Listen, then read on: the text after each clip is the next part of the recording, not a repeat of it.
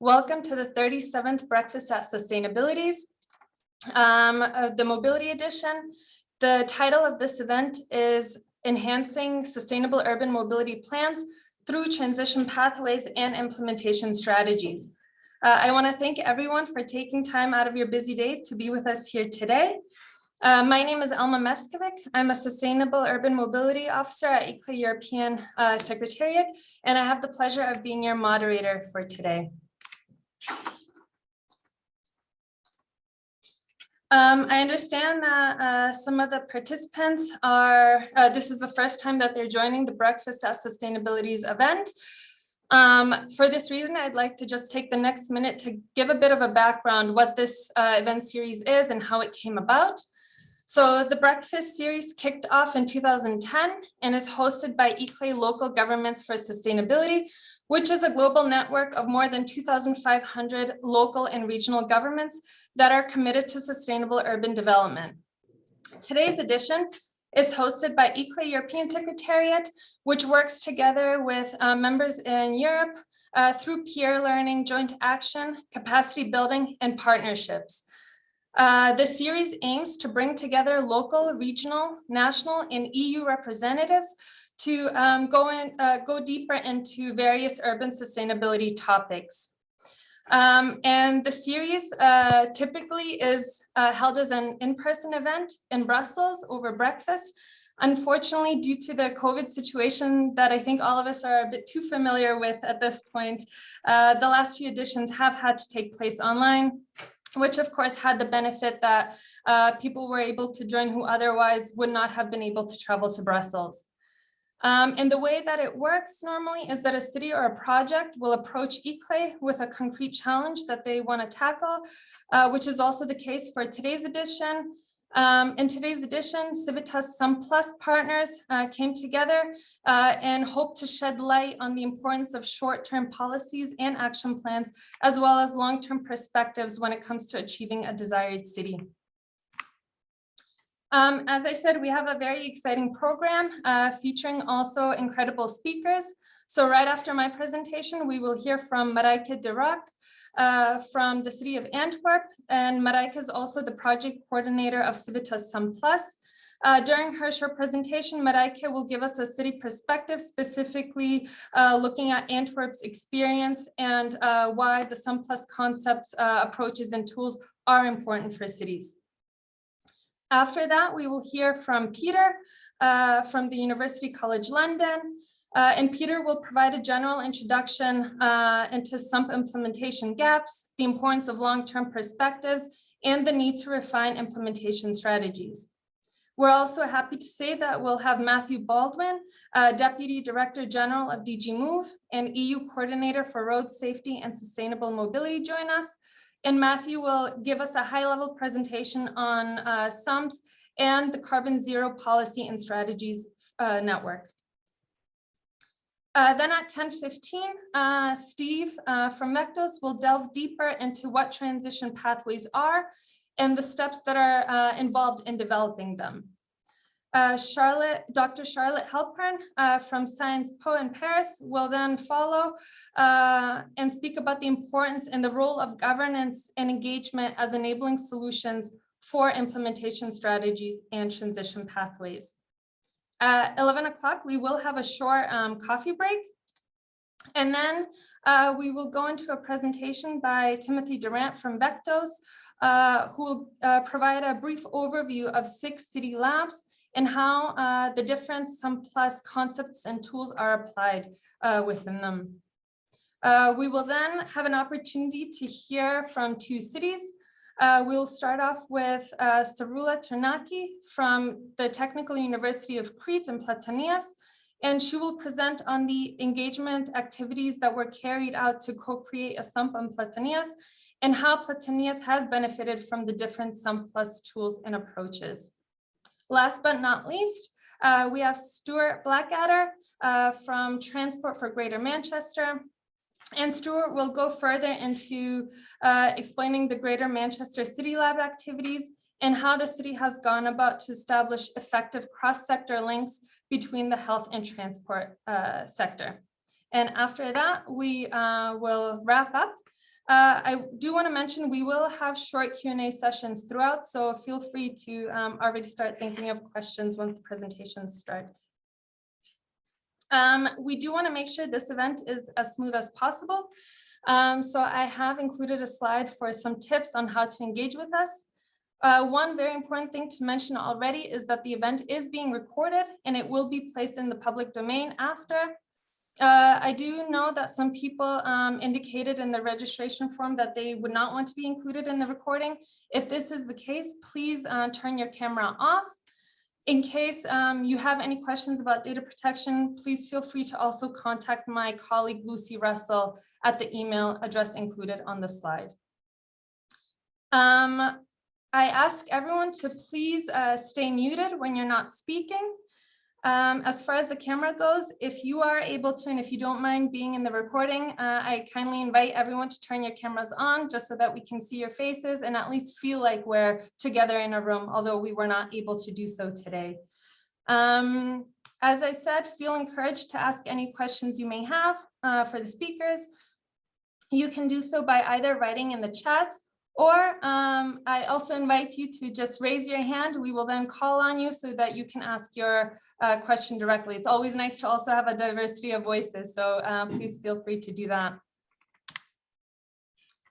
For those of you who are active on social media, here are some important Twitter hashtags that you might want to use. Please also retweet and tweet at us at the handles included there. And I will try to, no, I am sticking on time, good. I think with that, I would like to pass over to Marijke de Rock to give us a bit of insight into Antwerp's experience. Marijke, whenever you're ready. Yes, okay, I'll try to share my screen, but I can only do that online. Yes, okay. Okay, I'll try again.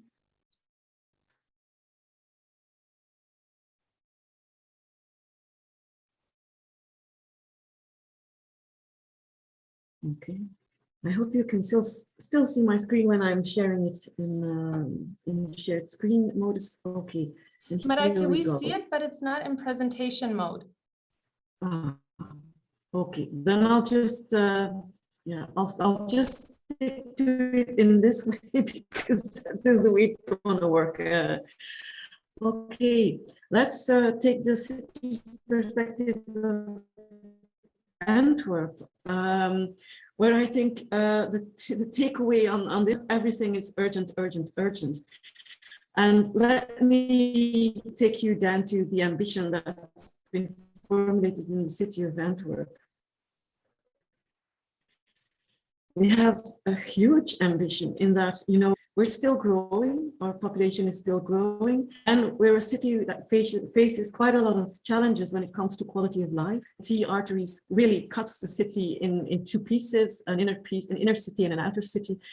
And we want to turn this traffic artery into an extra city park.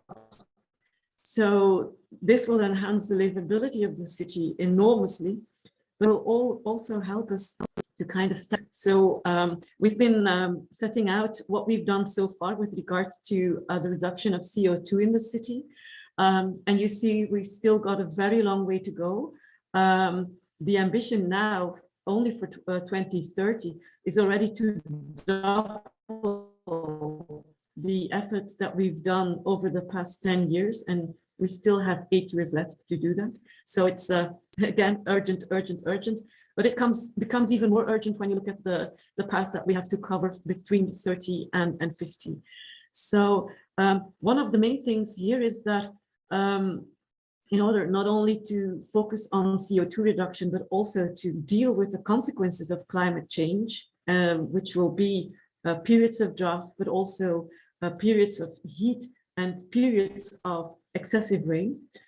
We need to have a look also at the way that we use our public domain today. And 90% of our public domain today is covered by concrete. And it's taken up given to cars, is given to transport and mobility, store water, or to plant trees to really cool down the city. So if we want to have a very smart and intelligent system that can cope with the excesses that we're going to see over the next 100 years, we need to rethink the way that we use our public domain. So this is the challenge and the ambition. I know it's a long-term challenge, but and a long-term ambition, but we have to start today, because otherwise we won't be able to meet the deadlines set, although they seem pretty far away. So we have to come up with plans, we have to do stuff, we have to act, and we have to check. I think this looks very familiar to quite a number of people, and you see plans. But a plan is just a PDF, and it sits on a shelf when you get it printed, and that's it. But the thing is, how do you start doing things, and how do you act? And this is where I think SUMPs also comes in. To look at pathways to really implement what we have planned. And it also helps us to look at, let's say, cross-sector links, because it's not only us as cities that have to take to the floor and start doing stuff. We have a lot of other actors that also have to engage. So we have to, when you look at infrastructure, you have to set up in a city like Antwerp, which is not the capital, and we don't own the mobility, all the mobility aspects or transport aspects in our city. We have to set up a really efficient governance. And this is where Sciences Po comes in. So I'm looking forward to what Charlotte is going to tell us about this. You also have to look at capacity building because you have people working in your city. They have to know how you can really realize or materialize the plans that you've come up with. And you also have you need people that can look ahead and build things that are really resilient for the future ahead of us.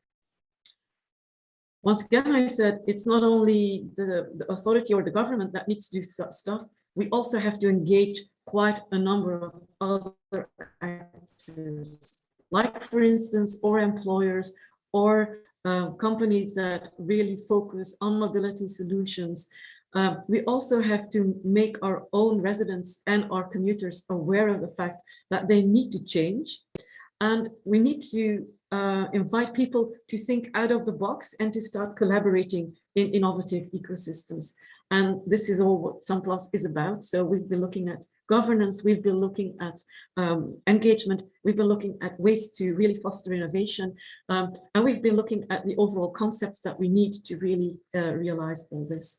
And this is what this morning will be about. So I wish you a very enjoyable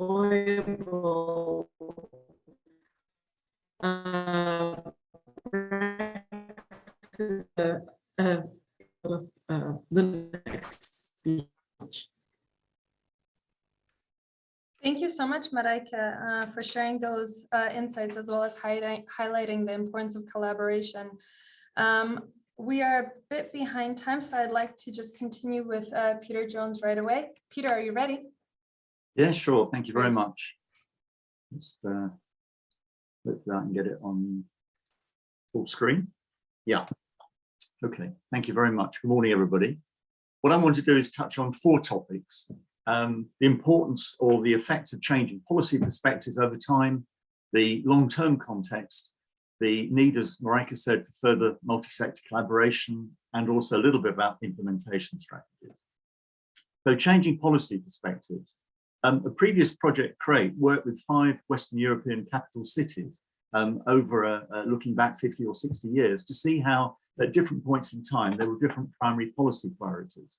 And what we observed was 3 different types of priority, one around promoting the car, one around promoting sustainable mobility, and the third around focusing on the city of places.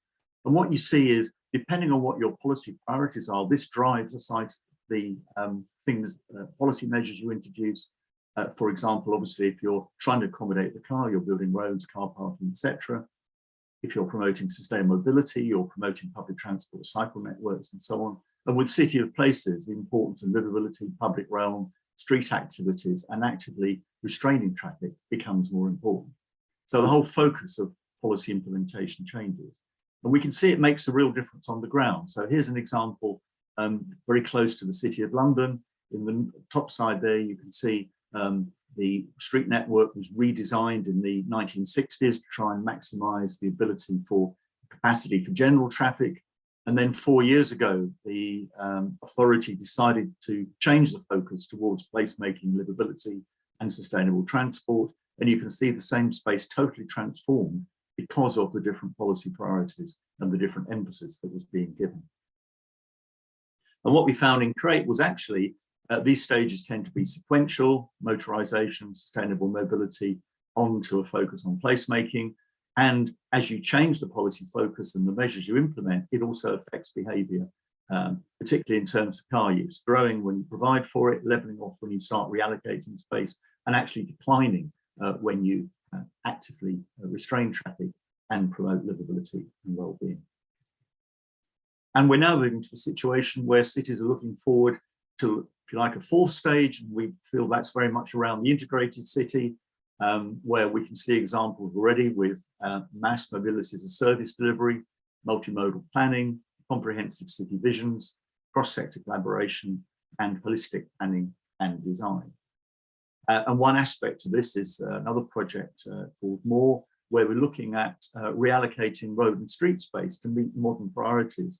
And this really requires not just promoting individual modes, but looking not only at all the modes on the street and how you balance the provision, but also taking account of the buildings, what happens under the street, what happens over the street, looking at the street as an interacting ecosystem where various policy measures are actually being implemented on the ground, or policies are being achieved on the ground. That's the first area. The second area, something briefly about the long-term context. On the left there, you'll see the well-known SUMP cycle, and a SUMP typically lasts for a 5 or 10 year period, and has been a very valuable basis for cities taking forward sustainable mobility planning. However, things, as Marika pointed out, for things like carbon zero, where we're looking ahead at least 30 years, we're looking well beyond one SUMP cycle. And so the idea is to take that longer term view, have intermediate targets, and see what can be done within each of those SUMP cycles. So the idea here we can see is we start at the bottom left here with current conditions. Top right, we end up with our vision of the desired city of the future. And to get there, that gold colored trajectory, we have to introduce a policy mix at different measures at different points in time, and actually start not from the present projecting forward, but from the future projecting backwards, doing backcasting, to actually say, how can we ensure that we can get to that desired endpoint? That involves experimenting with different policy mixes, stress testing to see how robust they would be under different scenarios in terms of economic development, population, etc., underpinned by building institutional capacity, as Marika mentioned, and also securing financial resources. And in fact, it's a little bit more complicated than that. At the bottom there in blue, you can see the sorts of things we'd be implementing from a mobility point of view. So upgraded bus systems, cycling networks, etc. But that's also linked to other sectors' involvement. So spatial transformation, 15-minute neighborhoods and things like that. But also, in order to be able to deliver electrification, then we need energy transition in the way in which electricity is generated. But above the line there, if you like, we can see there are these other factors as well, which Charlotte Helpman will talk a bit more about, around institutional legislative frameworks, governance, funding and financing. All those things need to be in place to make it possible to implement those physical and regulatory measures. So we see it's very important to look at this longer term by developing a transition pathway, agreeing on a long-term vision, following a six-step process that we're recommending, and employing various support tools in enabling actions. And the next presentations by Steve Wright and Charlotte Holpen will go into more detail. The third area is the need for further and greater multi-sector collaboration, as Marika mentioned. Many of you will be familiar with the idea of the strategies for achieving targets such as zero carbon, through a mixture of avoiding the need to travel or the length of travel, shifting people away from the car to sustainable modes, and improving modes through decarbonisation, increasing energy efficiency, and so on. And you can see on the right-hand side here that for all those things, we rely to different extents on collaboration with other sectors. So for improving, obviously, we're relying very much on the industry to actually produce EVs or more efficient fuel-based cars, utilities to provide the electricity, and the transport providers to buy these new vehicles and operate them. When we get to shift, again, a lot can be done by transport planners and cities, but we rely on government involvement at various levels.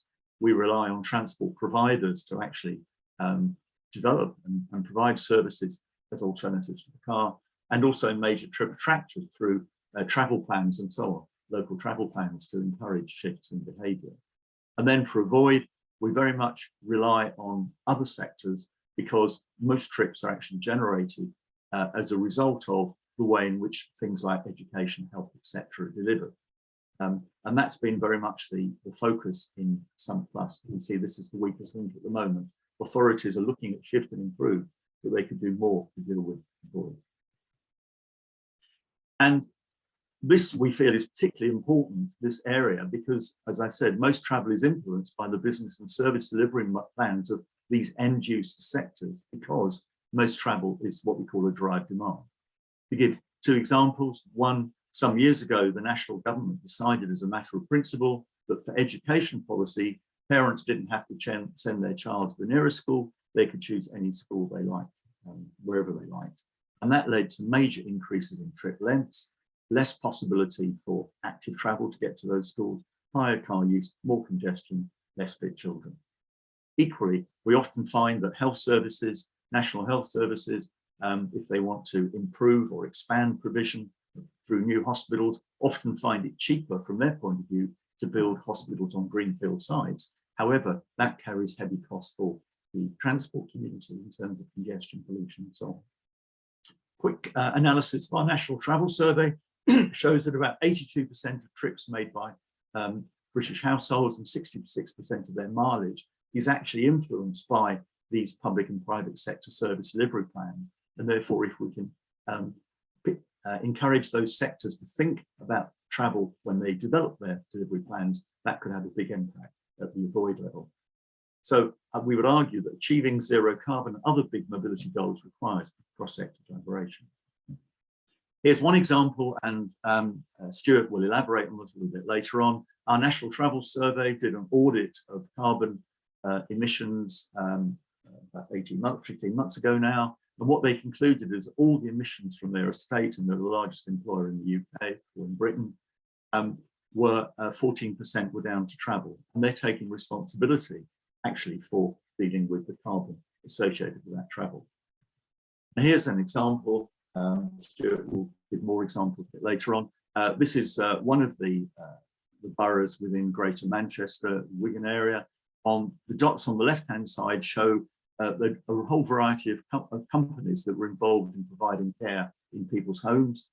After reorganisation, they were all given a local catchment area, and you can see as a result there, on the right-hand side, there are much tighter patterns, much smaller catchment areas, which mean that a lot of carers didn't have to drive, having difficulty finding parking spaces and so on. They could walk, cycle, or use public transport. So trip lengths reduced considerably. It was possible to use sustainable modes, and carers were able to spend less time travelling and more time with their patients. So a win-win, both for travel and for effective care delivery. And what we've done working with different sectors is to use this generic framework, talking to those sectors about how they might deliver their services. Do they do it through fixed physical facilities, in which case there's a trade-off between numbers and size, and that affects catchment areas and therefore trip lengths and mode options? Do they do in more rural areas? Do they provide a mobile service to local villages, which ensures neighbourhood provision on foot, but maybe only available once a week or fortnight? Do they do it by providing services delivered or goods delivered to people's home, rise in e-shopping, for example, or e-services by care being provided in people's home rather than having to travel? And actually physical provision in the home. Can people purchase equipment to be able to do things in the home rather than going out? and digitally, obviously, as we're doing today, the huge scope there is now for delivering a number of services digitally rather than physically. And what we're doing then is we're looking at a range of sectors: retail, health, education, tourism, looking in those boxes at the bottom there at the different forms in which those goods and services might be delivered, meeting the needs not only of those sectors, but also at the same time trying to reduce the need to travel and promoting sustainable mobility. And so to do this, we have to agree with other sectors on responsibilities, set up collaborative mechanisms, and target different action areas for mutual benefit. And as I said, Stuart will elaborate on this a little later on. The fourth area, implementation strategy. The SUMP 2.0 guidelines provide advice on implementation, which mainly affects steps 7 to 10, as I've indicated there.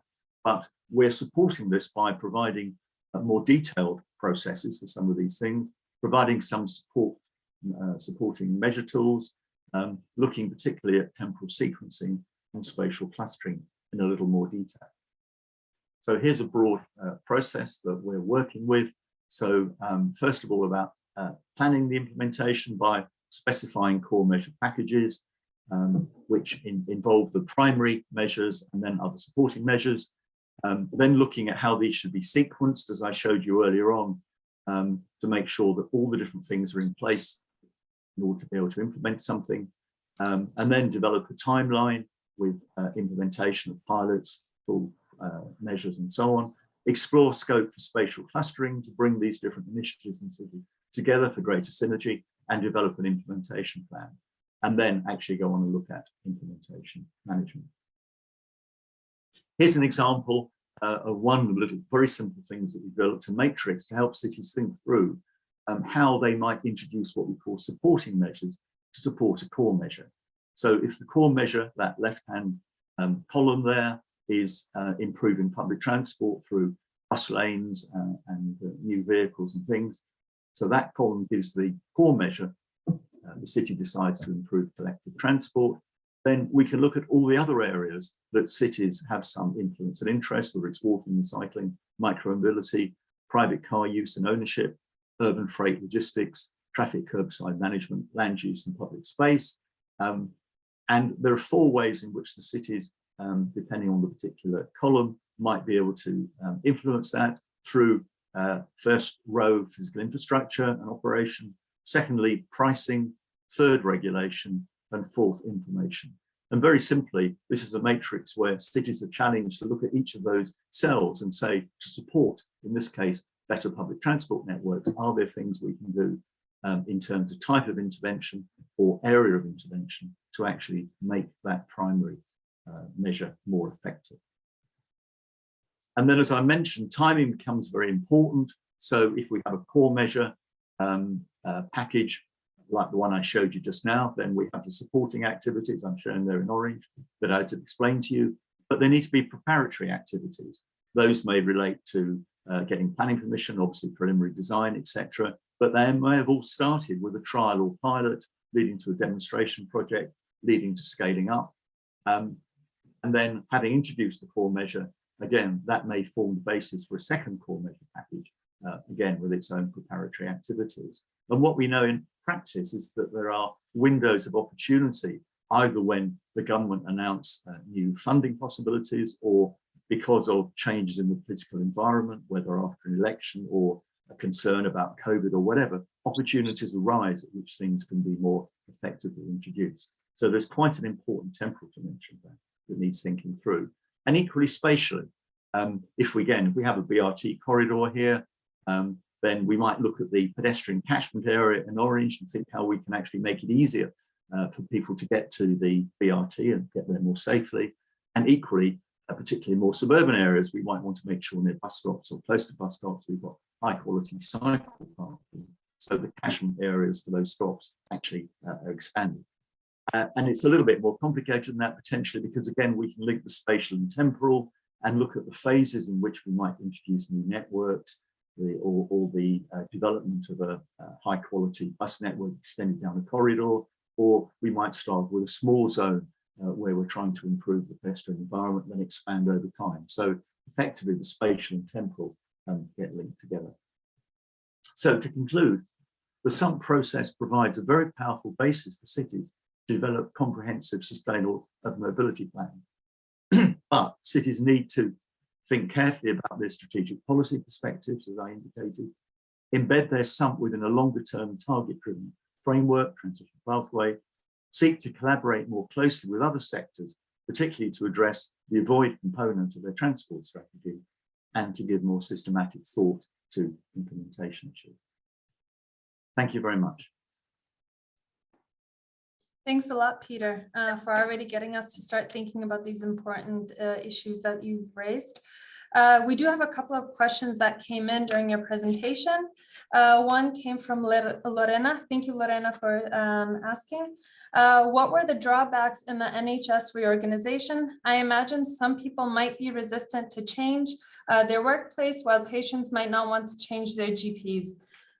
Stuart, I saw that you've also addressed this a little bit in the chat, that the authority that Peter described was conscious and sensitive to the fact that separating patients with their long-term carers would in some cases be painful. The authority works with all the care providers on a long-term basis. They meet every month, and they design these new catchment areas together to minimize that risk. But I don't know, Peter, if maybe you want to also add a few thoughts on that, as well as you, Stuart. Well, I mean, Stuart's the expert on this. I mean, what I'd say is effectively what Stuart was saying is that this didn't happen overnight. It can be phased over time, clearly. So that if there is a particular close relationship with one carer and one patient, then while that patient needs that care, that can still be maintained. So this process can be introduced gradually to make sure you get the maximum benefits and minimum concerns that can result. Thanks, Peter. Stuart, did you also want to add anything else? Yeah, sure. So it just sort of points to how brave Wigan were in implementing it, to be honest. And whilst we're trying to replicate the approach in other boroughs across the city region, I can see your question coming up quite a lot in that process. So yeah, as Peter says, it doesn't happen overnight. It takes a long process working with those providers. I mean, in a sense, there's a parallel with land use, isn't there? You can say that in the short term, you can't achieve very much because land use change takes time. But as Marika said, if you don't start now, then the process will never begin. So the transformation will never happen. Great, thank you both for your responses. We do have another comment from Daniel to Peter. Referring to one of the slides, could you please elaborate on how you envision enabling actions leading towards developing of the cost-sharing framework for cross-boundary active mobility infrastructure? Well, this is something that Charlotte might pick up on, I think, possibly in a few minutes. But one of the issues, yes, that arises effectively, and London's a good example, where some of the strategic transport policy is the responsibility of TfL and the GLA, but a lot of it is local boroughs. So with things like car sharing, for example, individual boroughs actually promote car sharing, but if the neighbouring borough doesn't, then you have these rather odd boundaries that don't relate to travel patterns at all. It's just an arbitrary administrative boundary, and that can cause real problems. And while a borough, let's take car sharing, might provide car sharing spaces and incentives, obviously many trips will go over the border into the next borough, and if the other borough isn't providing those car sharing spaces, it actually limits the effectiveness of that policy initiative even within that own borough. It applies to e-scooters and things as well, and I can see Marika shaking, sort of nodding to that as well. But it really, for these policies to be effective, they need to be a critical mass, not only on size, but also on spatial scale. So the area in which they operate reflects the areas over which people make frequent trips. But that is a challenge, yeah. Great, thanks a lot. Unfortunately, Matthew's still not here. I think his previous meeting might have run a bit over. So if everyone is okay with it, first let me ask, does anyone else have a question for Peter based on his presentation? So far, nothing. I do see there's another comment in the chat. An advantage of such reorganizations is that it will likely allow more one-on-one contact time between the care and service user, time that would otherwise be used in traveling from place to place. This extra time is likely to be welcomed by patients. Yep. I mean, perhaps I just want to, I didn't mention the NHS and Stuart will go into more detail, but I think what's really important now is that, you know, we've known for decades that travel is a derived demand, and essentially there's a limit to what we can do as transport planners or engineers without actually getting the support of these primary sectors. But it's been really difficult because if you're a health sector or an education employer, I mean, your interest is not particularly in reducing travel. That's somebody else's problem. Your interest is good health or good education. The big difference that the challenge of zero carbon has made is that all organisations pretty well, including private sector organisations, are taking more and more responsibility for that. So for the first time, we have a shared goal. We also have a shared way pretty well of measuring things. There's variation, but broadly speaking, we're going in the same direction. So we're all pointed in the same direction. And I think there's increasing recognition that one organisation can't just externalise or export its carbon to another sector. So this is a real opportunity for people to work together in a way that's never been possible. And I mentioned the NHS in the UK, but another example is we have a body called the Confederation of British Industry, which represents all the most of the main larger employers. They produced a report about a year ago now, actually talking about how the employers should do their carbon auditing and how they should be aiming for carbon zero. And they should say that those employers should take responsibility for the carbon generated by their employees traveling to work. And this is really a huge breakthrough. And I think it's a real opportunity for cities to really grab this possibility and start engaging with these big private sector organizations and with other sectors in the economy. So they work together. Because as I say, I think cities are very good at the shift. That's where they've worked. Increasingly the avoid, through encouraging people to buy electric vehicles and things like that. Sorry, the improve. But the big thing that cities have not been able to tackle is avoid, really. But by working with other sectors, they can do it, not only to reduce the length and number of trips, but also, as Stuart will illustrate again, and we talked about, actually finding it's of mutual benefit to the other sector as well as it is to transport, because the less time people spend traveling, the more time they can spend other things, the less stress they have in going around cities and so on. So it is, in many cases, I think, a win-win situation, and it's something that cities haven't really, I think, in general, woken up to yet. Thank you. Peter, if I may, I also just have a question based on what you had said. So we hear more and more often the importance of collaborating and forming these cross-sector links. And as you just said, the cities have been a bit slow in doing this. What do you think has been the main barrier? Well, I think it's two things. First of all, it's very difficult often to know how to engage. I mean, Stuart will probably, I'm sure will endorse this, that you might decide you want to talk to the health sector, but who do you talk to in the health sector? How do you get into the organizational structure? Who are the people that really make the decisions? And people use terms differently and so on. It's very difficult, at all sorts of levels. There can be misunderstandings and so on. But I think the key game changer has been the fact that most sectors now are taking their responsibility of zero carbon seriously. So for the first time, we have a shared goal. I did some work many years ago in South Yorkshire in ex-coal mining areas, in rural areas where people without cars were very disadvantaged. And we ran an exercise where I got the main service providers to come together, and we actually did some gaming and work looking at how we might serve the needs of these people that had real problems. And when it finished, the head of education in South Yorkshire said, if we could do half those things, we'll transform the lives of those people. But once I leave this meeting, I've got 2 targets to meet to get my budget and to keep my job, and it's got nothing to do with any of this. Until you change the targets and the incentives, none of this will happen. But with carbon, the incentives are aligned. So I think it is a real opportunity. And of course, if you can engage with other sectors in relation to carbon, then that opens up possibilities for other dialogues on other things that concern cities, whether it's to do with traffic collisions or whatever it might be. Once there's a bridge built, I think, and an understanding and a mutual trust, that opens up wider possibilities as well. Thanks, Peter. I see we have a hand raised. Jordi, do you want to unmute yourself? Hi. Yeah, thank you very much. I don't know how much time we have still for this Q&A, but Peter, I wanted to ask, So we're talking all the time about this collaboration between sectors. What happens if we don't manage to find this collaboration, if the other sectors are not willing to cooperate with us? Do we have strategies to to foster these new cooperations, or did you have any experience with it?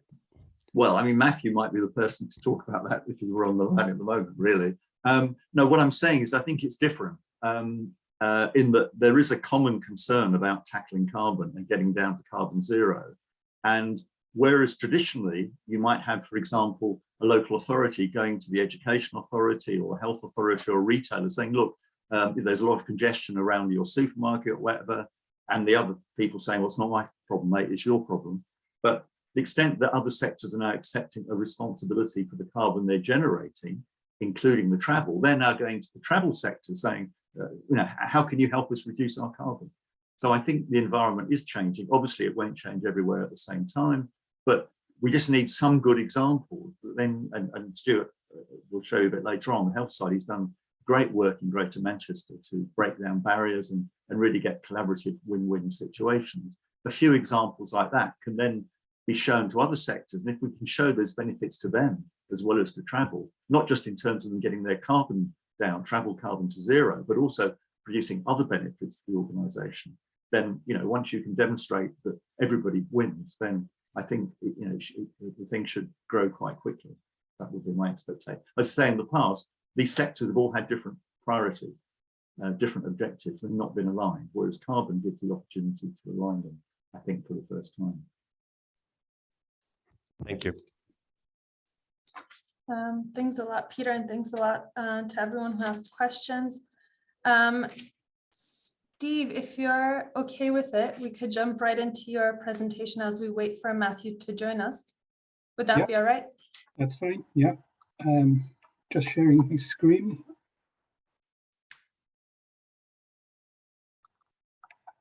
Okay, I think it's shared now. Yes. Okay, thanks very much. I'm Steve Wright. I work at Vectos, a partner in the SUMPs project. Vectos is a transport planning consultancy with a focus on sustainable transport provision. And I'm going to follow on from Peter and talk a bit about what a transition pathway is, why it's needed at the moment. And then I'll walk through the steps involved in developing a transition pathway. And then finally, I'll touch on how this transition pathway concept relates to the current SUMP cycle. Okay, so what is a transition pathway? Well, we know that SUMPs, they're now the most commonly accepted urban transport planning process for all urban European areas. If you go to the Altus City database, there's actually over 1,500 cities listed that have developed or are in the process of developing a SUMP. So it is widely used. But one of the identified shortcomings of the SUMP approach, which has been highlighted through the application by cities, is that the timescales it follows are limited to looking forward only 5 to 10 years. And this shortcoming is amplified now more because of the emerging climate change targets, where cities are being required to adhere to targets that look for net zero carbon emissions by 2050. So this is needing to look forward 30 years. So this leads to two new requirements in the mobility planning process. So firstly, cities need to make policy and planning decisions that are aligned to these longer term climate goals.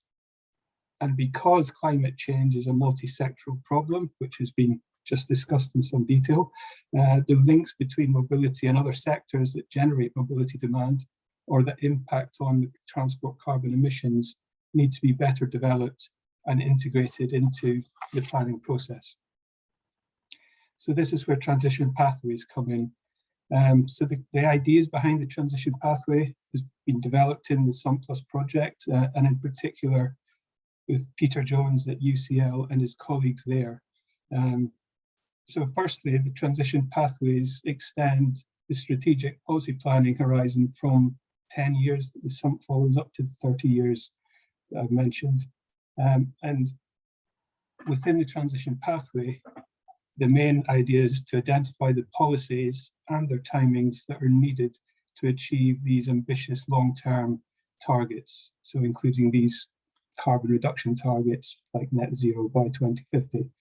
But the second thing that's needed is to strengthen the links between mobility and the other sectors to help understand and agree on the changes that are required across sectors and to ensure that these long-term targets can be achieved. And of course, to achieve this absolutely needs a strong focus on the governance of the transition.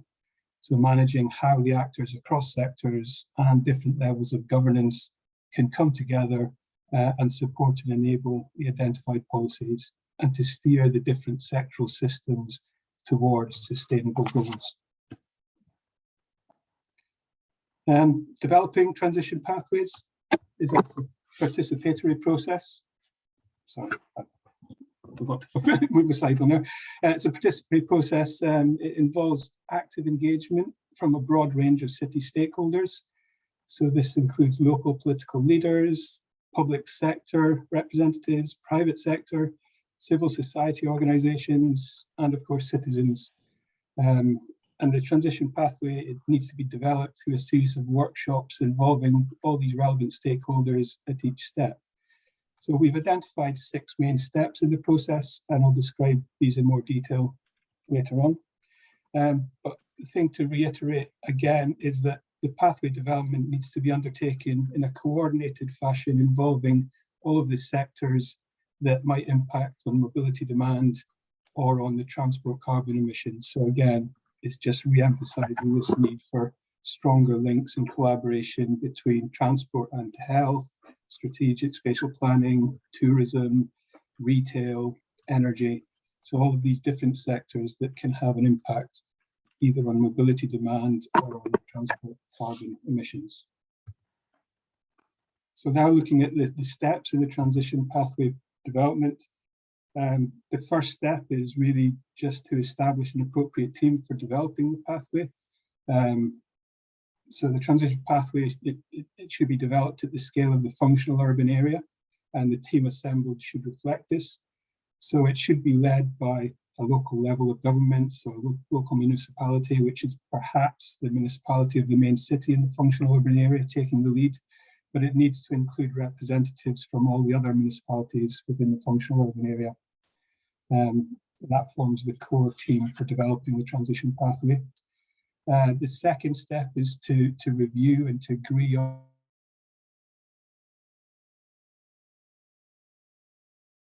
again a consultative exercise involving national and regional authorities, local political leaders, public, private sector, civil society.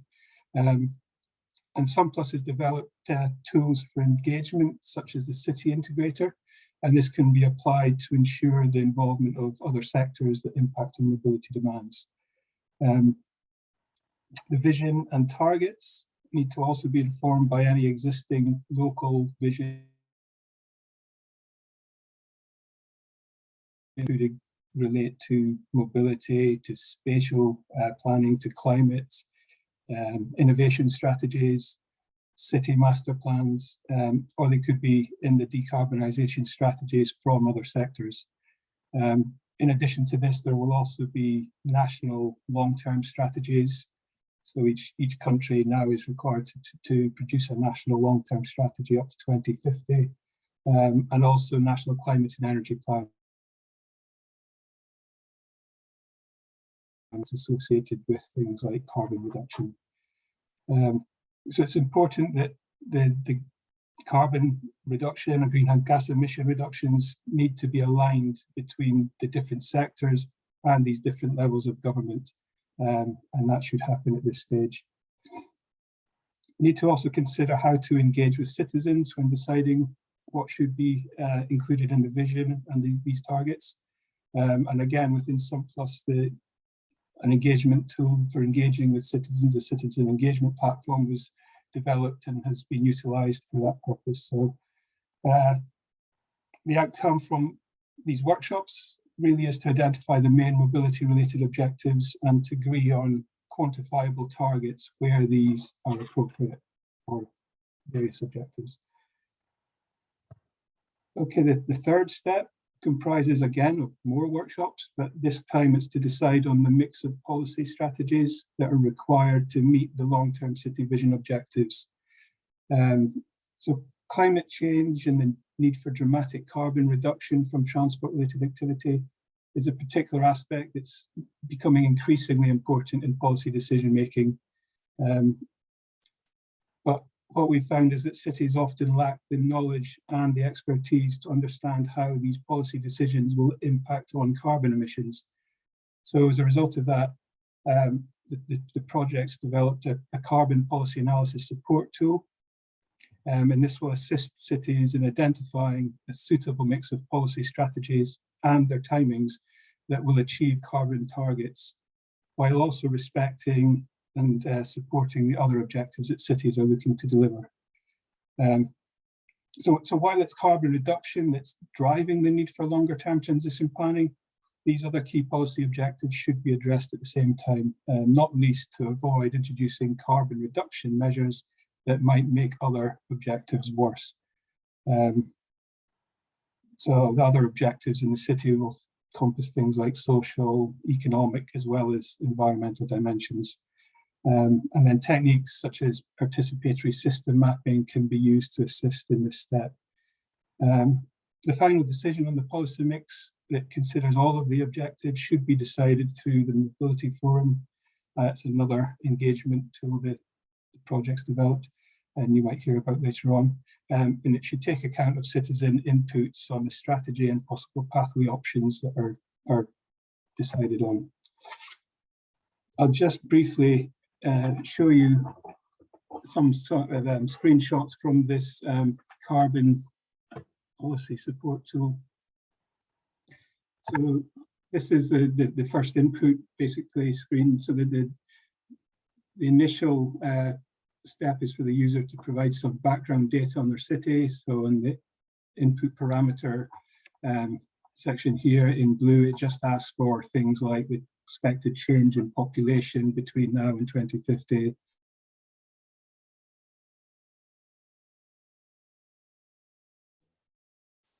It seems like we've lost Steve. Tim, are you able to get in touch with Steve just to make sure everything's all right? Yeah, thanks, Selma. I'll get in touch with him now and see if he can rejoin quickly. Great, thanks a lot. In the meantime, I would just like to extend a big welcome to Matthew Baldwin.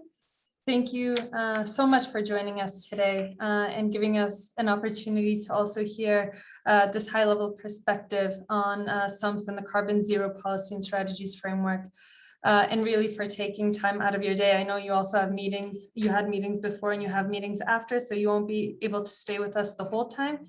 So does everybody. So I'm very sorry to jump in, and I apologize for being late. Thank you. I would like to propose then, initially we had planned for Steve and then Charlotte right after. I think right now we'll proceed in this way. We'll hear from Steve. Hopefully he'll rejoin us soon. And then Matthew, since I know you're a bit tighter on time, we'll go right to you for your presentation, and then we'll take questions after that for both Steve and Matthew. If that's okay with you, that would be great, because I do need to be away, I'm afraid. It's embarrassing at 11 o'clock. Thank you. Mm-hmm. Thanks. So sorry. Apologies to Charlotte in particular.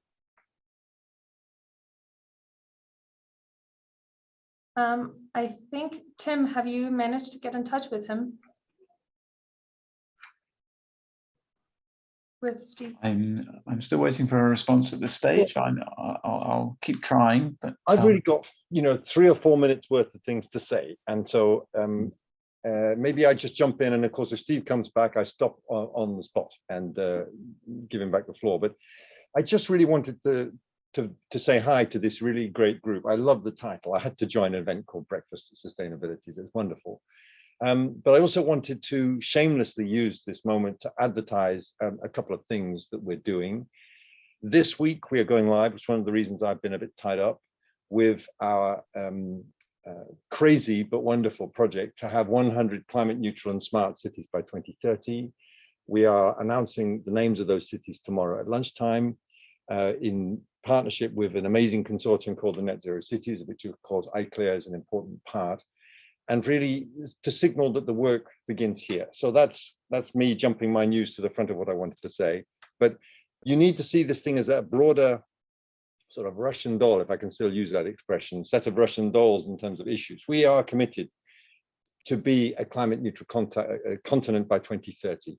We are committed, and that means a 90% reduction in our transport emissions, by the way, as identified in our sustainable and smart mobility plan. And we are committed to a 55% reduction in our climate emissions by 2030, which is going to be an enormous challenge in and of itself. We need to use every vector. We are in, I think, a decade of implementation. I mean, cities are the most willing, the most ambitious, the most equipped to tackle these challenges of climate change. They have the dense urban populations, they have the ambitious mayors, they have the cosmopolitan people who are determined to get at this and to realize the co-benefits, most obviously in mobility in terms of reduced congestion, better air quality, fewer deaths from road crashes. So it's an amazing confluence of issues around mobility in cities. And last but not least, we have the new urban mobility framework, which is going to take these wonderful instruments called sustainable urban mobility plans, which have existed for a long time, since 2013, and they've been around and they're great and they've done a lot, but to try to put some more structure into them, to put more ambition into them, and to help them deliver. Picking up exactly what Steve was saying, SUMPs have the capacity to address mobility challenges across an entire functional urban area, and including vital synergies with things like spatial, energy, and climate plans. We see the SUMP in the climate neutral city context as absolutely central. The SUMP, of course, will be going much more widely than that. We are hoping we will see SUMPs in each one of the 434 urban nodes at the end of the 10T spaghetti network. And I very much, I'm very sure that the 100 climate neutral cities will be embracing these concepts.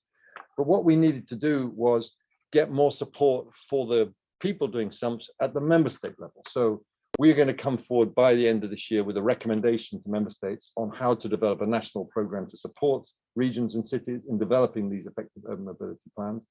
We will work with things like the European Covenant of the Mayors on how to align SUMPs and sustainable energy and climate action plans, the famous CCAPs, and we will complement and streamline the set of SUMP guidance so that the cities can learn best from each other. Let you into a little secret: cities learn best from the Commission, they learn best from each other, and that's why we need to build this vibrant, brilliant network between cities on the SUMPs. And last but not least, I think we will be looking very closely in the climate neutral city network at how SUMPs and how they can pull together. That's really what I wanted to say. I know this group knows a lot of this already, but I wanted to signal on behalf of DG Move, but also on behalf of the City Mission, how much we appreciate the work. And the presentation that I've seen is right on the money in terms of the things. And I'm going to shut up, listen to any questions you have or comments, and look forward to hearing what Charlotte has to say. Thank you very much. Thank you, Matthew. Yes, as Anna also wrote in the chat, this is your chance to ask the Deputy Director any questions you might have. So I see we already have a question from Valerio Giovanni. Would you like to unmute yourself? Yes. Hello everybody. I don't know if you can hear me. Yeah, you can. So I'm Valerio Giovanni. I work as head of regulatory matters for Tier Mobility, the micromobility operator. We are the global leading operator. So thank you very much for this introduction. That was very interesting to see that the Commission is aligned on what was declared in December. And actually, I have a question related to micromobility. We offer e-scooter services, but also many other transport modes like e-mopeds and electric bicycles and so on. And we were a bit surprised to see micromobility mentioned only when it comes to safety concerns. And it was not mentioned in the framework, in the mobility framework, the potential we have when it comes to reduction of CO2 emissions. So I hope that the Commission will acknowledge also this and promote the transport modes. But my question is on the infrastructures, because related to the safety concerns, we know that one of the main problems is that riders do not have the right space where to ride in the cities, because at the moment cities are not exactly designed also for different transport modes. So what is the Commission, what does the Commission intend to do when it comes to infrastructures? I know that this will be the competence mostly of the member states, but are you planning to do something specific for this? Thank you very much. Thank you very much for the question, Ciao Valerio. Could we, Elma, maybe take all the questions quickly? I see a couple of hands. Lucy, did you want to ask a question? Yeah, sure. Thank you. I'm Lucy Russell from ICLE. Thanks for the presentations. Also to Steve, if he's still around. I suppose I'm taking the quote from Matthew that cities are the most equipped and ambitious actors in this constellation working towards emissions reductions. What about smaller cities? And do you have any thoughts on how to approach where there, for example, may not be mobility specialists working for the city, how to deal with this kind of situation? And maybe some of the other speakers might have some insights as well. Thank you. And I see Jordi and I see Charlotte. So I'll go first. Thank you, Matthew. My question is related. I asked a question before to Peter Jones when he presented his presentation. I'm sorry, Miss Peter. Yeah. It was about how do you achieve cooperation with the sector links that don't want to cooperate with these goals, that they don't want to go through these zero goals that we have environmentally. Do you have strategies for that? What kind of sectors are you thinking about, Jordi? I don't know. I was thinking, like we talked before about cooperation between links. Like if you changed the educational system, you force people into attend like schools, for instance, that are closer to your home, because to avoid unnecessary transport. Well, I could understand that some people wouldn't, or some systems wouldn't like to introduce this. This would be an example. Thanks. Got you. Great question. Okay, Charlotte. Hi. Hi, Matthew. Yeah, I heard in your talk that somehow you're drawing on cities, or the Commission, not you personally, but the Commission is drawing on cities to challenge member states. And I guess this is something that has been, well, this is what I heard, and this is what, has been somehow, looking into the evolution of the cities and the EU institutions over about 30 years, no recognition in the treaties, and we also have some institution deadlocks and so on. So I wondered, whether at some point there would need to be a bit more done in terms of redistribution of power competences and thinking about how institutionally within the EU context and the multi-level governance context, we may think about actually recognizing the effective role that cities are playing in this particular challenge, and how to do this by working together with them, not just the big one, but also the smaller ones. So I wondered what were your views on this, and if the Commission had made any progress on this particular issue vis-a-vis the Council and the Parliament. Sorry, this is a tricky one, but I guess— No, it's a great one. It's a great one. Hi, Peter. And then I better stop, otherwise I'm going to eat into everyone's time. Just a quick comment, sort of linked to your reaction to this. I think the other big change now is the private sector, that industry is starting to take carbon zero seriously. People like the World Business Council for Sustainable Development actually encouraging their members to really go carbon zero, and big investment organizations like BlackRock actually saying that they'll invest in companies that don't actually have clear strategies to zero carbon. So I think this is a new thing that hasn't been there before, but actually helps to give an impetus. Well, that's my perception. I'm interested in yours. Thank you. Well, I could talk for about 2 hours on these questions and I'm kill you all. Brilliant comments. Thank you very much. I'll try and race through them in kind of a headliney way, and apologies for that. Valerio, yeah, that wasn't our intention to limit our interest in micromobility just to the safety angle. There is a safety angle, and we know the industry is taking it very seriously. Indeed, in terms of the design of the vehicles, but also the use of the vehicles. And I think a lot of the safety measures we want to see for active mobility will also apply naturally to micromobility users. I mean, this is an extraordinarily fast moving plot, and the use of these vehicles across different cities is massive and different, both in terms of ownership, which tends to drive a certain more responsible use, in my humble opinion, and shared use, and We've got to test it, and we've got to find a way to test it safely. But I do not want to leave you the impression that we don't see all these new kinds of mobilities, and you'll have invented 3 different kinds of e-scooter before the end of this meeting, are negatively seen by the Commission. We want to embrace all new forms of shared mobility, and innovations are what drive cities forward. So don't want to leave you with that impression. Plans for infrastructure. Well, again, I say this a lot. This isn't about the Commission telling member states or cities, you have to do this. I think it's natural.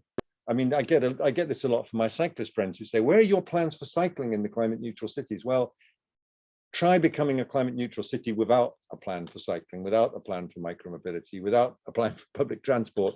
You ain't going to get there. So rather than wasting a lot of energy and stimulating anxiety with too much top-down stuff, I invite everyone in the micromobility, the active mobility sectors to think about working with the cities that are going for this big challenge. And I hope, by the way, there'll be a lot more cities than just the 100 we're announcing tomorrow. Lucy, which brings me perfectly to Lucy's question. What about smaller cities? Well, we will be inviting cities, we'll be inviting some very large cities to join this program tomorrow. We will be covering population representing 12% of the EU's population. 75 million people we covered by the cities we're announcing tomorrow. But the smaller cities, of course, have faced a different set of challenges, if you like. Large cities have big issues around organization, and smaller cities, if you like, I'm summarizing massively, have issues around capacity and capability. And the beautiful thing about this platform is that we can learn from each other through not just the platform, but through twinning arrangements between cities, between the national networks of support for the cities, which we hope will be springing up. And I really encourage member states to look for cities, particularly in that 10 to 50,000 bracket, to test the small and medium-sized cities, which are by far the most numerous, of course, across the European Union. And we will have a number, I can't give you the exact number of cities in that bracket in the mission, consciously, because we want to ensure we have some smaller cities to spread that word. Jordi, you asked a massive question, which is the subject of a 5-day conference, about how do you get cooperation in terms of behavioral change. You don't get it by the Commission telling everyone what to do, what I call the big wagging finger syndrome. No? That is not the way to achieve it. I think member states are looking for it. I think cities are looking for it. We see it now in terms of the crisis, in terms of trying to get people to use their cars less, trying to get people to turn the thermostat down. And we're wrestling with that issue in terms of Repower EU, in terms of not being counterproductive, in terms of the Commission telling Europe's people what to do. What I see is that if you involve citizens in every decision, and I'm saying you meaning the cities, it becomes infinitely easier. If we use the example of speed limits, for example, in cities, which is a relevant issue, we believe, the Commissioner believes, it's not appropriate for the Commission to say, listen up, this is what you should be driving your speeds at. But if you look at how the number of 30 kilometers speed zones has spread across Europe, it's extraordinary and wonderful to see. It happens because citizens are saying, not reacting negatively to being told what to do, but we don't want you driving your car through the streets where my children play. That's how you develop, I think, behavioral change. When you build and you show your willingness to look at ways of creating livable and lovable cities with citizens, not telling them what to do, then things emerge organically. And the third part of that puzzle, in fact, we discussed this at the Energy Cities Conference on Thursday. The third part of that puzzle is real leadership, which is at the end, cities have to listen, engage, consult. And at the end, then they have to stand up and say, okay, I've heard everyone. I'm ready to take these decisions. I stand up before them, and you can vote me out if you don't like them, because you will never manage to persuade everybody. And it's that mixture, that cocktail, which seems to work, but it shouldn't be about the Commission saying, this is what you should do. This is, we have to work together in terms of developing this cooperation, in terms of this behavior change. Charlotte, what a great question. Yeah, we ask, you say, are we getting cities to challenge member states? I think we're first and foremost picking up the baton laid at our feet by cities to challenge them to come forward with these plans. I had no idea how many cities would be interested when we launched our call for expression of interest. I was praying, hoping we get 100 coming forward. We had 377 coming forward. And we're like a owner of a ski resort who's hoping for 10 centimeters of snow, and we got 3 meters. It's a nice problem to have, but it is a problem. And we've been wrestling with that, and you will see how we're pitching that when we come out tomorrow. And so many cities want to do this. And that's the way I think the dynamic should be. Cities are standing, and I saw it at Glasgow, and I hear it every day, to make a contribution, to lead, if you like, Europe's implementation of the climate change agenda.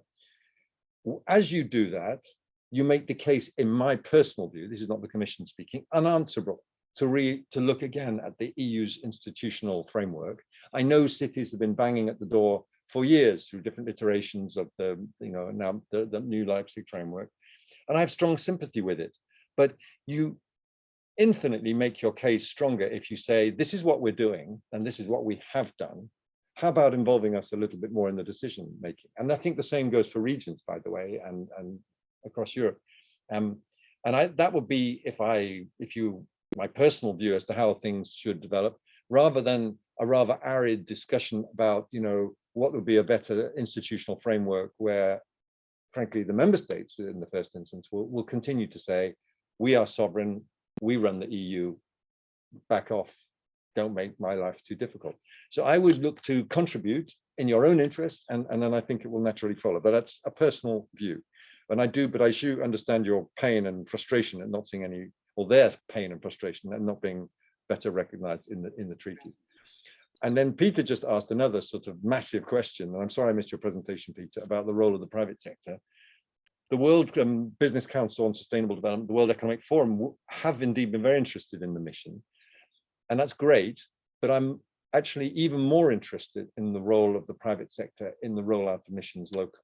And if you look at cities just down the road, like Leuven 2030, where they've been at this a long time, they've embraced and entwined with the private sector, including the private finance community, in the work they're doing to make Leuven a climate neutral city.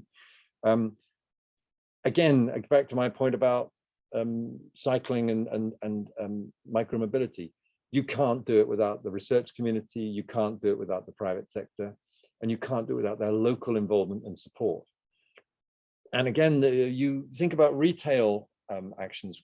When you reduce mobility restrictions, pedestrian zones, the first people who cry are the retail sector, saying, you're going to kill my business. But when they're involved and consulted and they look at the numbers about footfall for retail in pedestrian and cycling areas, they see the numbers and they're embracing it. They're embracing it and they don't want to go back. So involvement in the private sector in what is very tough decision making across the board on energy, on transport, and waste and waste management, the whole circular economy thing is essential. I know I'm sounding like a very top-down person here, but I really want to stress it is for cities to craft these things with our support and engagement and the support of the mission platform. And we really are not going to do too much telling people what to do, despite what I've sounded like today. Thank you. Sorry to be long. No, that was perfect. Thank you so much, Matthew, for sharing your insights, for going through each of those questions in detail, and also for those inspiring words, both for us and for the cities. So really, we appreciate so much you being here. You're muted, sorry. I'm very grateful to you for having me, and I'm sorry to be so rude to come late and leave early. It looks like a wonderful thing. Can I see the presentations? I'd love to have a chance to read them. Thank you. Yes, we can send them in an email afterwards. Now I'm shutting up. I want to listen to Charlotte. Before we get to Charlotte, I want to give Steve the opportunity to finish his presentation. And I think we will actually have Charlotte's presentation after the coffee break, because we do have some buffer time in the afternoon. So we should still finish on time. But Steve, over to you. Yeah, could you let me know where I got up to? Because I had no idea that it had lost connection. So. If you share the slides. Yeah.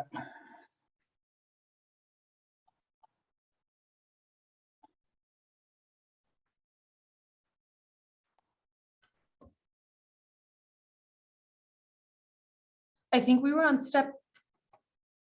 we were in the beginning of one of the tools. So one of these Excel tables, I don't know if that was step 2 or 3. Yeah, so around here. Yes. Yeah. Okay.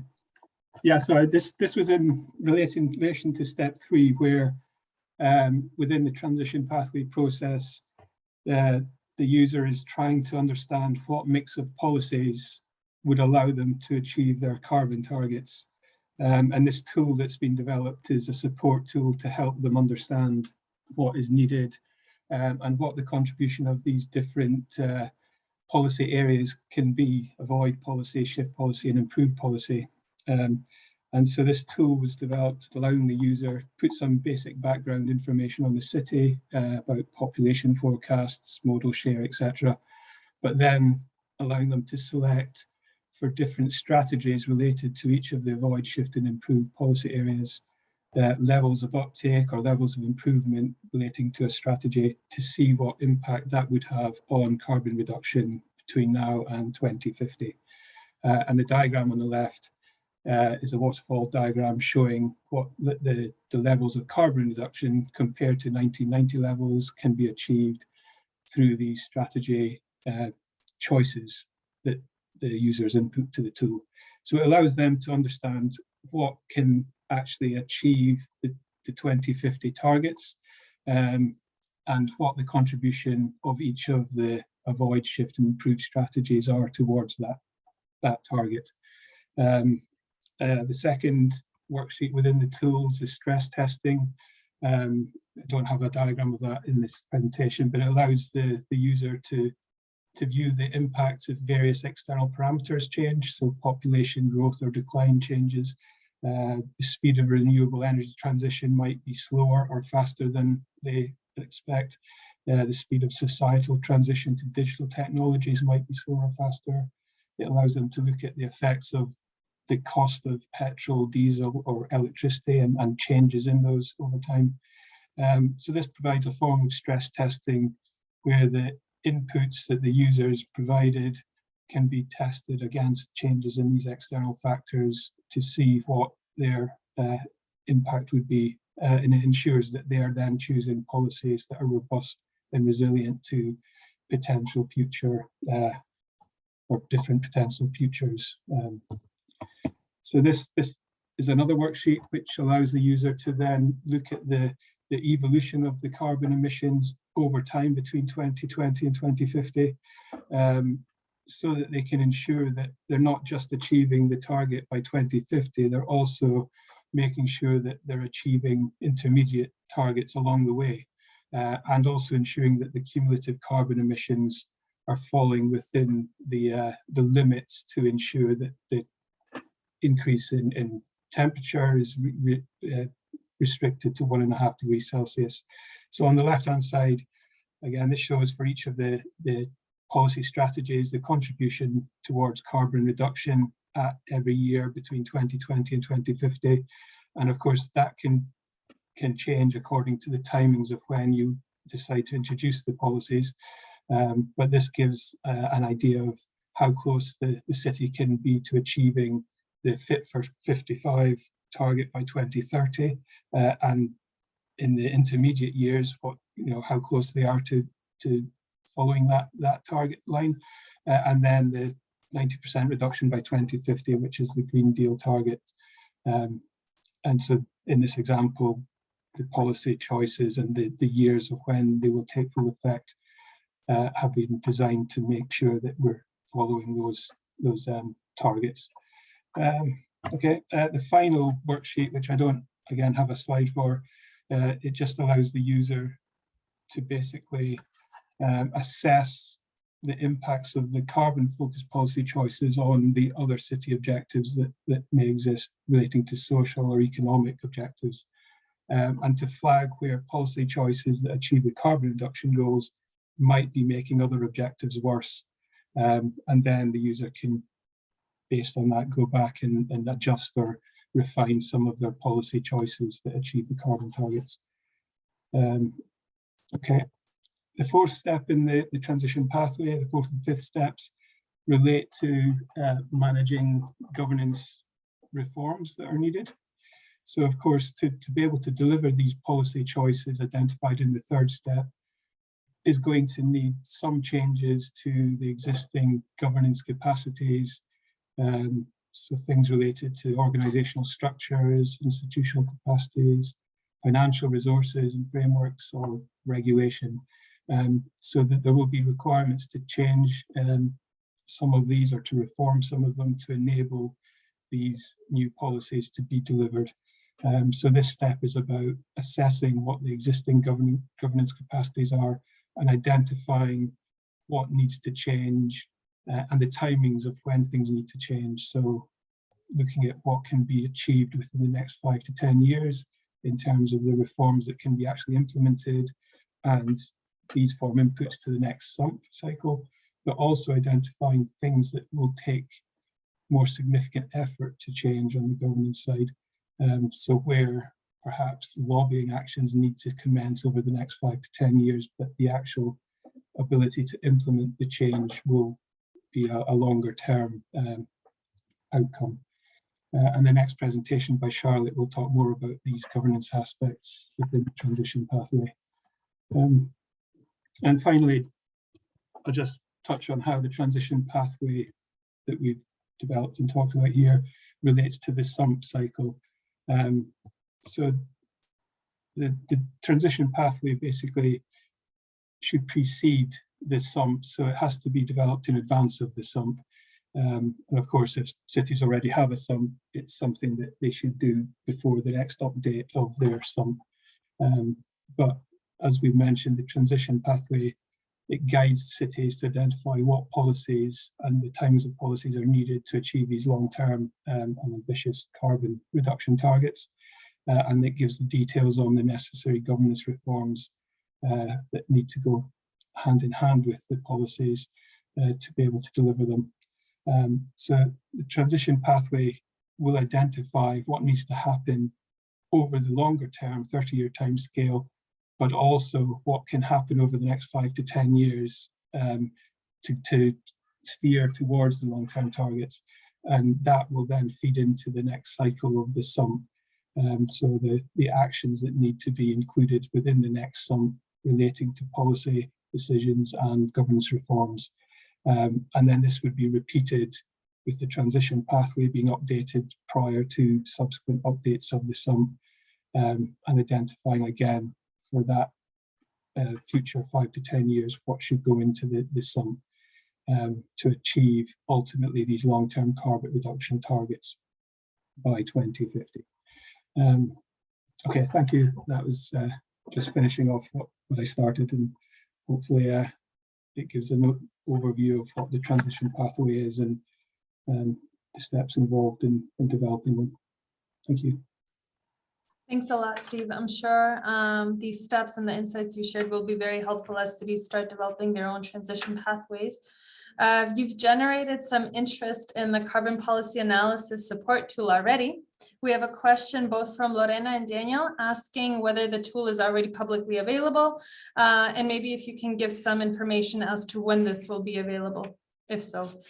Yeah, not quite yet publicly available. We're still in the process of testing it and rolling it out within the project to do sort of checks and balances, but I think by probably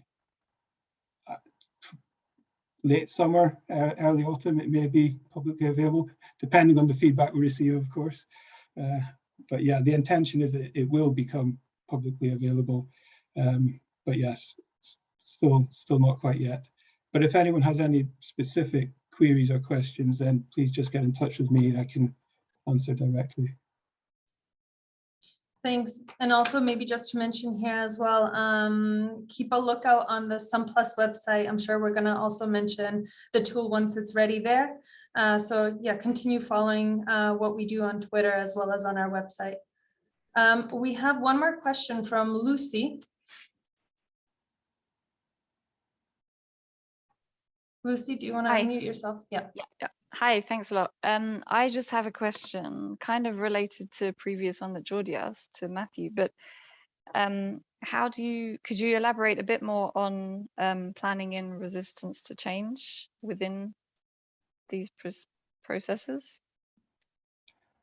Well, again, I think Charlotte's presentation that follows me is going to be the one Okay. that goes into that.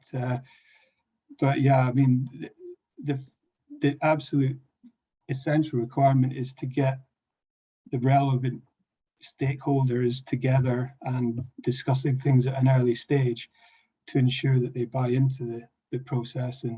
And again, having these aligned goals between different actors is essential, because without that, there's no, as it was mentioned already, no incentive for different sectors or different actors within sectors to work together for a common end goal. So I think, again, this is why the idea of developing things around carbon reduction targets and carbon climate change goals is something that is common throughout different sectors, public, private, and you know, civil society. So it's something that's shared, and therefore it can be the driving force behind getting people to agree on joint and coordinated actions. But yeah, Charlotte's a much better place to talk around that than me.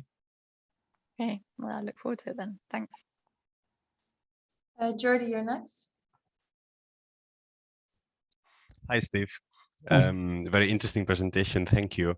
I want to know from a transition pathway perspective. So we've seen now with COVID the very quick implementation of like bike lanes in the city, the redesign of urban space. How do you see these? How do you see these implementations, like from the perspective of the transition pathways? Are they successful? Are they? Could we learn something from it, like this level of quick process and action? Well, I think anything that allows you to take advantage and change people's mindsets or behavior, like, you know, the impact of COVID meant that people weren't driving their cars as much, they were cycling, they were walking. I think if you can then take advantage of that and get these quick wins, it all helps on the path towards your long-term goals. But it's something that I think has to happen alongside your kind of long-term strategic planning. And of course, if it's also contributing towards the ultimate goal, it's a good thing. You might have some things that get introduced that are counter to what the long-term goal is, and then you've got issues. But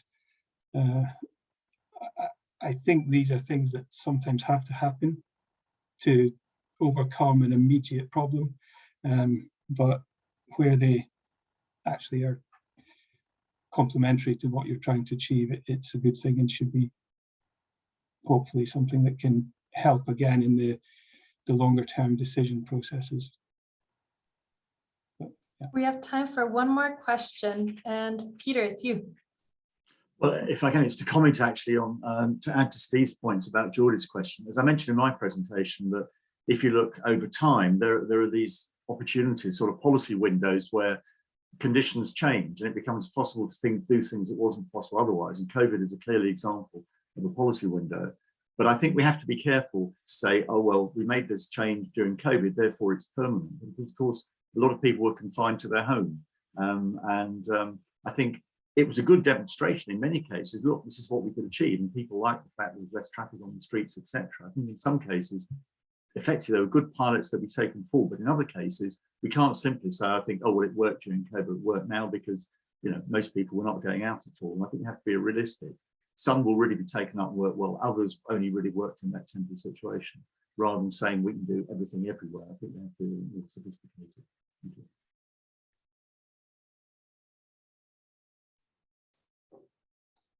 Thanks a lot, Peter. Steve, did you want to comment on anything that was just said? Or? No, I agree with Peter there. I think as well, I mean, one of the things that happened with COVID, there were cities closing roads, putting cycle lanes in, pedestrianising areas, which is a good thing from a carbon reduction point of view. But at the same time, as Peter said, people weren't getting out the house as much, they weren't going to shops. So the retailers might connect the closing of the roads with a drop in their revenues, which of course wouldn't be the main reason for that, but it might actually be detrimental to the longer term goals and objectives that the city might have. And I think it was already mentioned earlier that it was Matthew and Marika was nodding, but when cities do pedestrianize central areas where there's lots of retail, the footfall increases and profits for the retailers goes up. But of course, during COVID, that wouldn't have been seen. So we have to be careful that connections are made that don't truly reflect the situation. So yeah, thank you.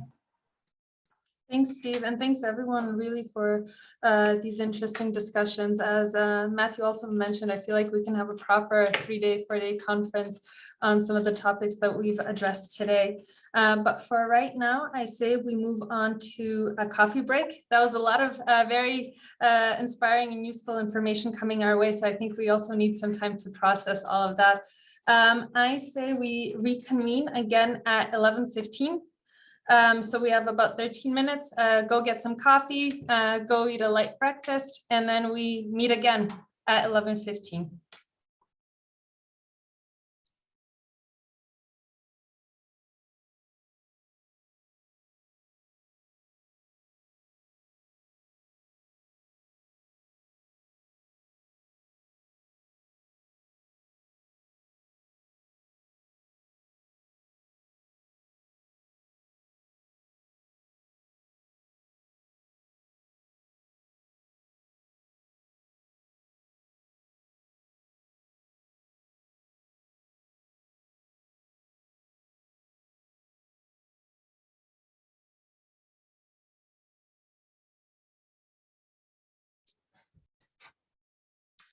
Hello. Is everyone back from the coffee break? I see the camera's turning on, which is a good sign. I think we can jump right into it. Charlotte, if you're ready, I think we're all ready to hear about the role of governance and engagement when it comes to transition pathways. I am ready. Thank you, Alma. Let me share my screen. There you go. I will put it.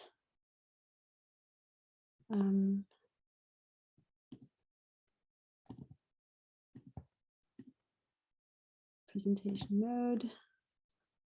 Right. Can you see it? Presentation mode. All right.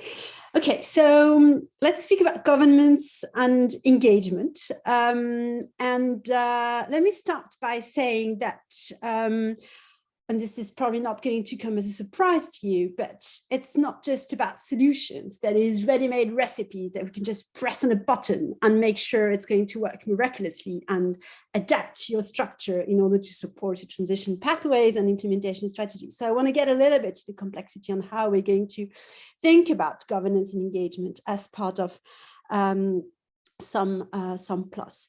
So I'll just briefly go into why does it matter? Why should we think about governance and engagement when developing transition pathways and thinking about how to implement them? What have we learned from past projects and from SUMPs in particular? Bring a governance perspective on transition pathways, and then as the latest part of the presentation, go and highlight how in SUMPs project we're going and trying to go from theory to practice, working together with city partners in this process. So why does it matter to think about governance? The first thing is that when we think about achieving zero carbon mobility by 2030, there's a major challenge for European cities, and this has been already highlighted in Peter Jones's presentation, but also in Matthew Baldwin's talk. And there is a need for cities, because they are at the forefront of climate change, to accelerate and intensify the shift, to transform existing infrastructures and network, to work across sectors, to engage with every segment of society. And this over 30 years' time, if we think in terms of planning, and facing adaptation limits, as we were rightfully reminded a few weeks ago by the latest IPCC report on cities, infrastructures, and urban settlements.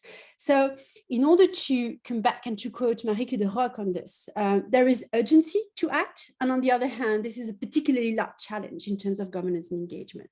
And it is so because cities need to develop some capacities to reconcile diverging interests and to foster change within this limited time.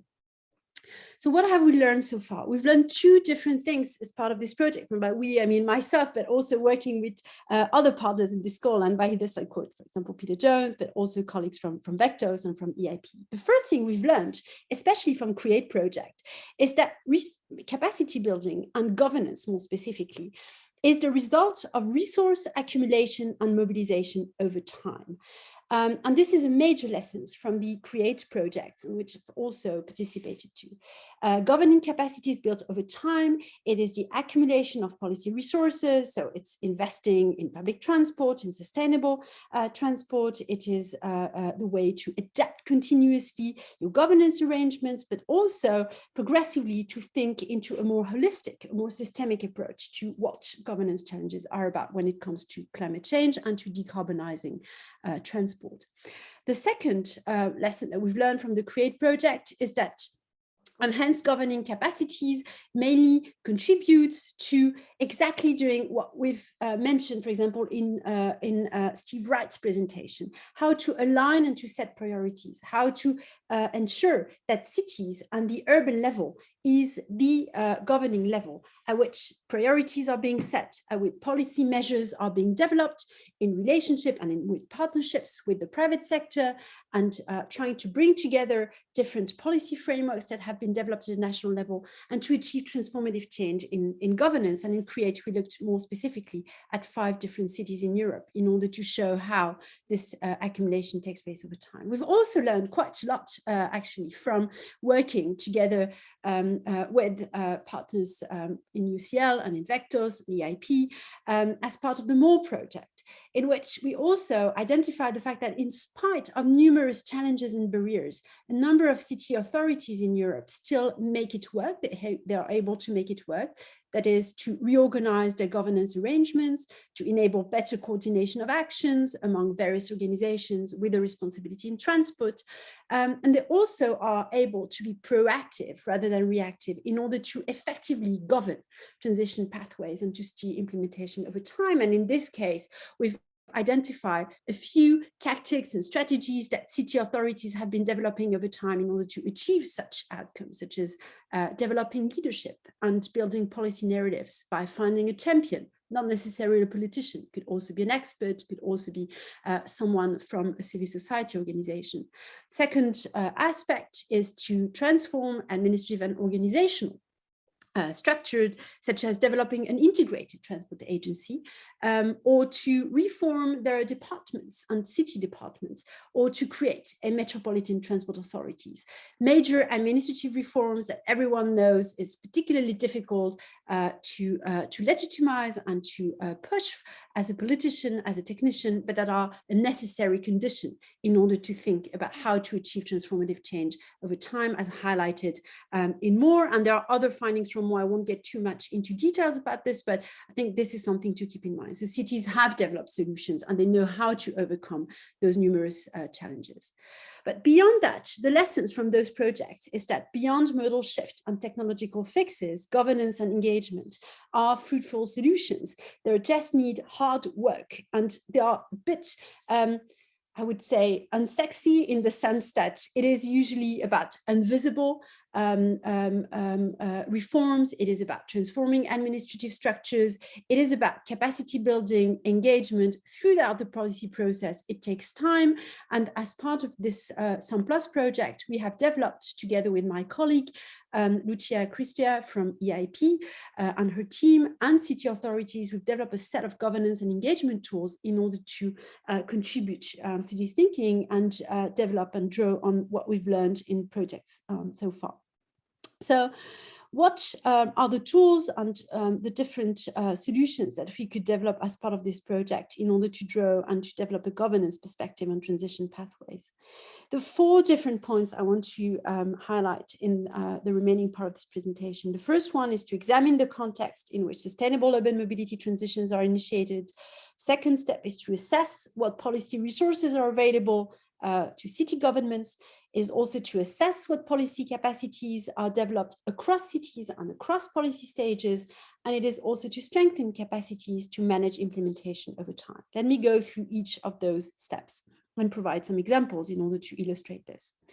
The first step, and this is something to take into account, is that when it comes to governance and engagement, there is an important need to examine the context in which sustainable urban mobility transitions are initiated, not just the size of a city, but also its economic structure, its society, levels of income, of education, the nature of the political system, of the institutional one. So there are a great number of differences, but there also are many similarities across European countries and within the European Union. And so when it comes to examining the context in which sustainable urban mobility transitions are initiated, what we see is that there are 4 main triggers that will push city authorities to actually engage actively in transforming and shifting towards sustainable transport planning. First one is road traffic externalities. There's also an issue about economic growth and enhanced accessibility. This is a major point, and this is something that was highlighted in our case by the city of Antwerp, the development of the Big Link. But we're also thinking about spatial growth and urban planning, the fact that there is a need to regulate and to better integrate transport and urban planning, and this is something that we could see in Alba Iulia in particular. There's also issues related to climate change and natural catastrophes when it comes to the example of Platanias, which we'll hear more about in Stavroulev's presentation in a few minutes' time.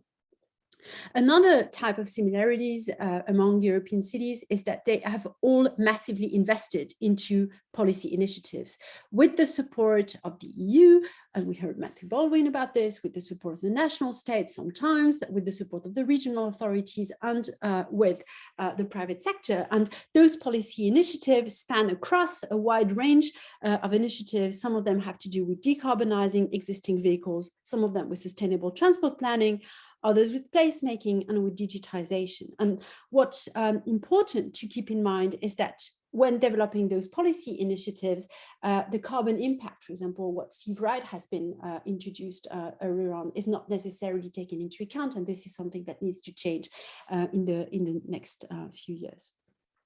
Steps 2 and 3, when it comes to governance and engagement, is to assess what policy capacities were developed across cities and across policy stages.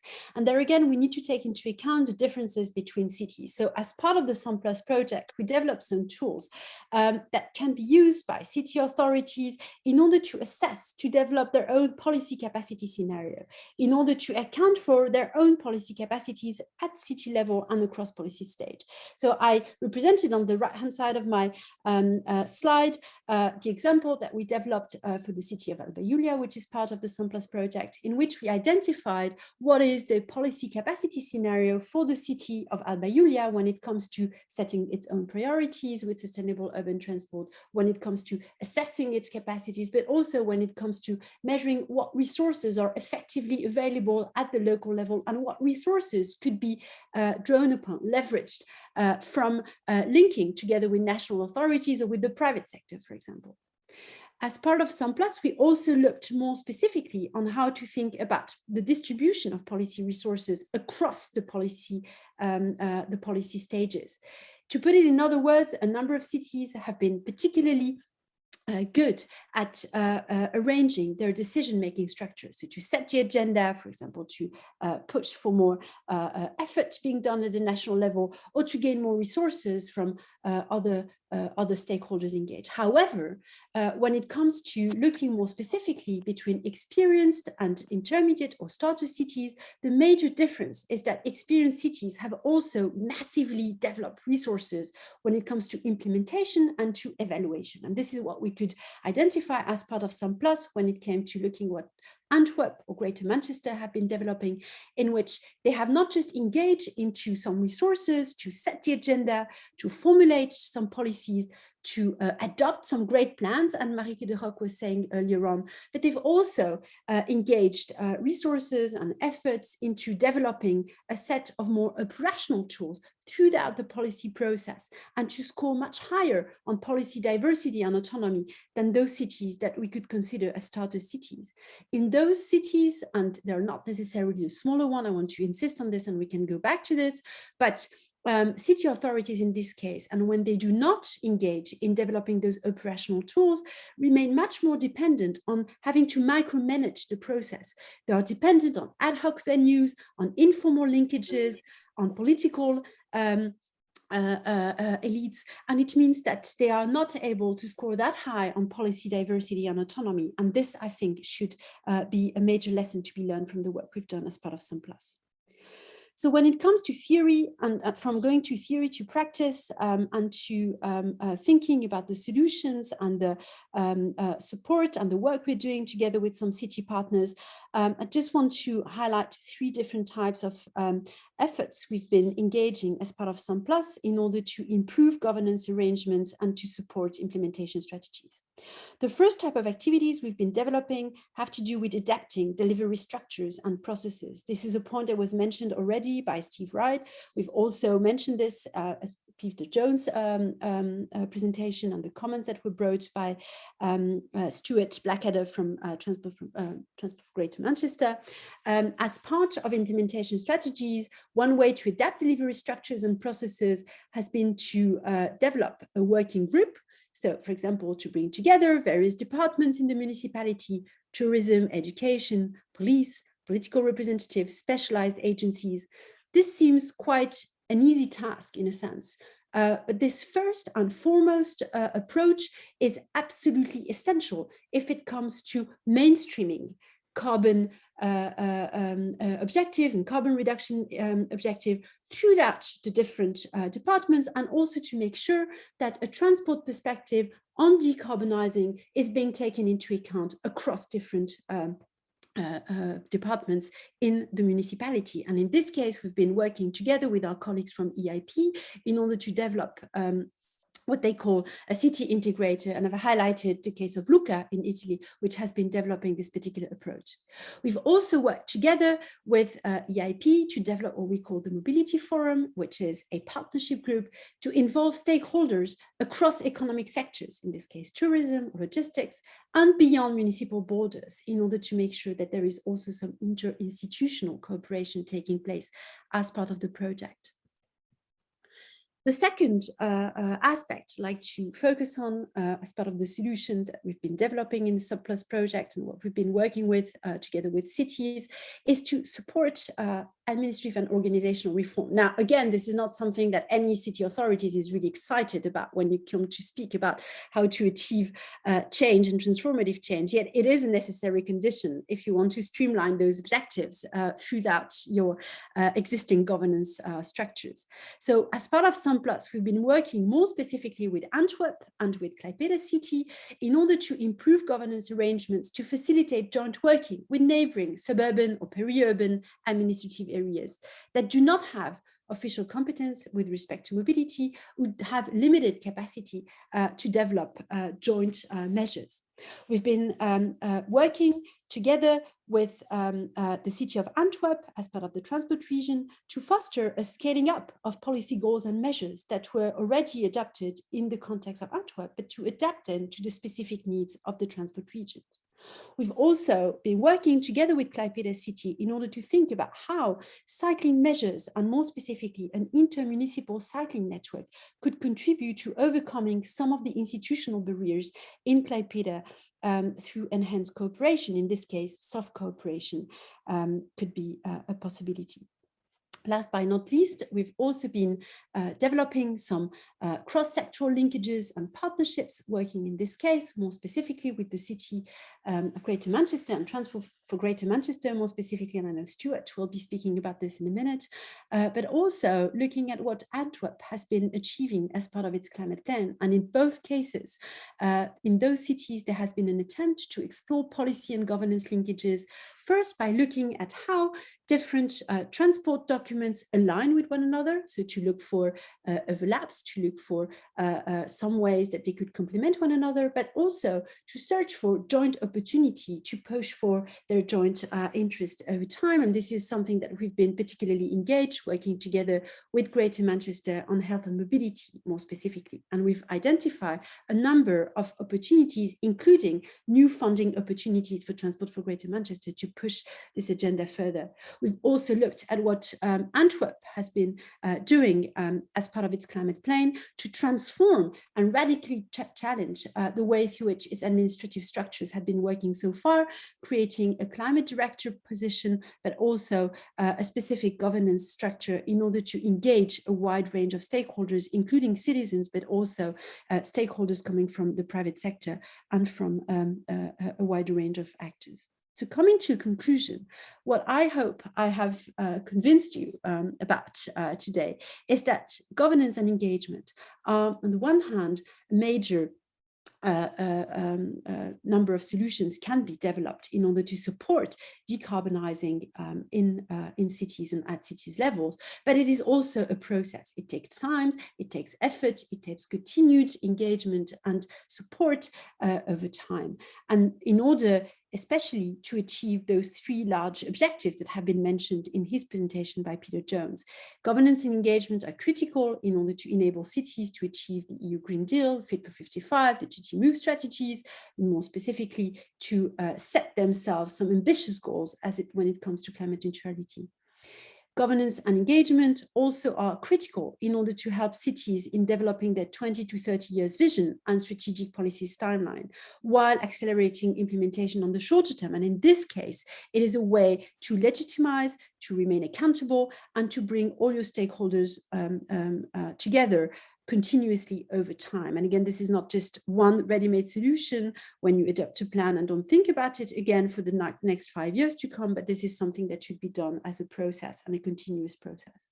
Finally, it is also about getting public authorities across levels of government, stakeholders from the public and the private sector, and citizens to take responsibility for and action to eliminate transport-related carbon emissions that their business practices and lifestyles generate.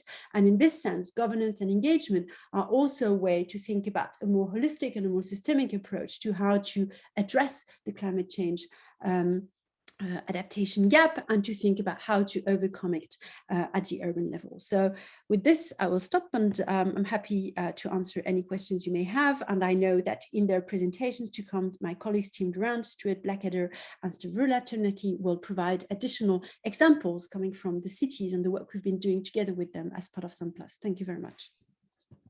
Thank you, Charlotte. And indeed, it's very good that we have this information already now before then listening to the two cities explain how all of this was applied within their context. I see one hand from Lucy. Hi, Charlotte. Thanks a lot for the presentation. It's all very inspiring. I, however, have a question of to what extent in this case, you're working on the project SUMPs, and what is your experience of or reactions from the cities you're working with in terms of, would it have been a different experience without having been in the project? Like, to what extent can cities do this on their own, or to what extent do they need support within such projects as this? Or is the aim to give cities the full ability to continue these procedures on their own through the tools that you're creating? Should I answer this right away, Elma? Yeah. All right. I mean, that's a good question, and I guess there's not just one answer to all. It really depends from the cities and their policy capacities and what resources they already have. And I think part of the cities that I understand have applied to the 100 carbon neutral mission that was mentioned earlier on by Matthew Baldwin. A number of them already have developed a large number of measures and have been quite active. They've been quite proactive in order to address and to tackle these challenges. And in this case, they are hoping for a project such as SUMPs to do more international networking, to exchange and to have some peer learning experience, and to learn from what other ambitious cities in Europe have been developing in order to address the carbon neutrality challenge. On the other hand, when it comes to cities where the level of policy resources and capacities is not that high, where there is a need to get some support and some day-to-day support on how to develop and how to think about possible solutions to address these particular challenges, a project such as SUMPs and the work that we are doing in Sciences Po to support them with this is to offer them with some tools, with some time to reflect on how governance can do this. Again, a city authority is never excited to think about governance reform. It's difficult, it's political, there is some contestation, there are some resistances. This was mentioned in the call before, and I don't want to stress this too much, but I think at some point, if they want to overcome this, there is no other way than to work on it. And in order to do that, a project such as SUMPs, but other H2020 projects offer great opportunities to actually make the time, make the space, and to draw on some of the great tools that my colleague Lucia Cristia and EIP, for example, have been developing, to offer them with a methodology, an approach, a space to think about how to improve those governance arrangements. Fantastic. Thanks a lot, Charlotte. Does anyone else have questions regarding governance and engagement that you'd like to ask now? If not, then I suggest we move on with Tim's presentation and his introduction of the 6 co-created city labs. Thanks a lot, Charlotte, again. Emma, just Yes. to make sure that you saw that there's in the chat, somebody posted that during the break. I don't know if it's relevant to mention it now or afterwards, but there was a comment. It's good that you bring this up. I was going to leave it towards the end, but my computer crashed earlier, so all my chat history got erased, but I know there was, and I noted it down, there was a question by Mert from Kadikoy. I don't know if it's been answered, so maybe Lucy, if you can just go over the chat. Sorry about that. I mean, he did say it's a comment for further on, so maybe it will be more relevant later, but I'll just highlight it now. He wrote, aligned goals between stakeholders in defined LTZs, such as retailers, etc., may be performed by adding logistics solutions such as logistics hubs with or software support, a neighborship with regulations to help everyone evolve and improve together in a certain urban space. Any comment on this idea is much appreciated. It was a comment. There you go. Sorry, you can say it yourself. Go for it. It was more of a comment because creating these social clusters we talked about, also spatial clusters Peter had talked about, by engaging these stakeholders in common activities in all manners, such as waste management, logistics and waste management, perhaps. That's what we have been trying to do in Kadıköy, for example. Creating topics, common topics, might be an idea that might stimulate these movements. I brought up this comment, I brought up this idea when I listened to all of the presentations. It was just a comment, so it's okay. And I'm sure it will be followed later on in the upcoming presentations. Thank you.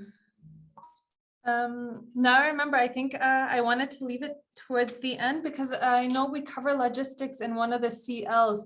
So I don't know if the partners would like to respond to this now, or we wait until after Tim's presentation. Maybe Tim, you'd like to comment on that, what you prefer.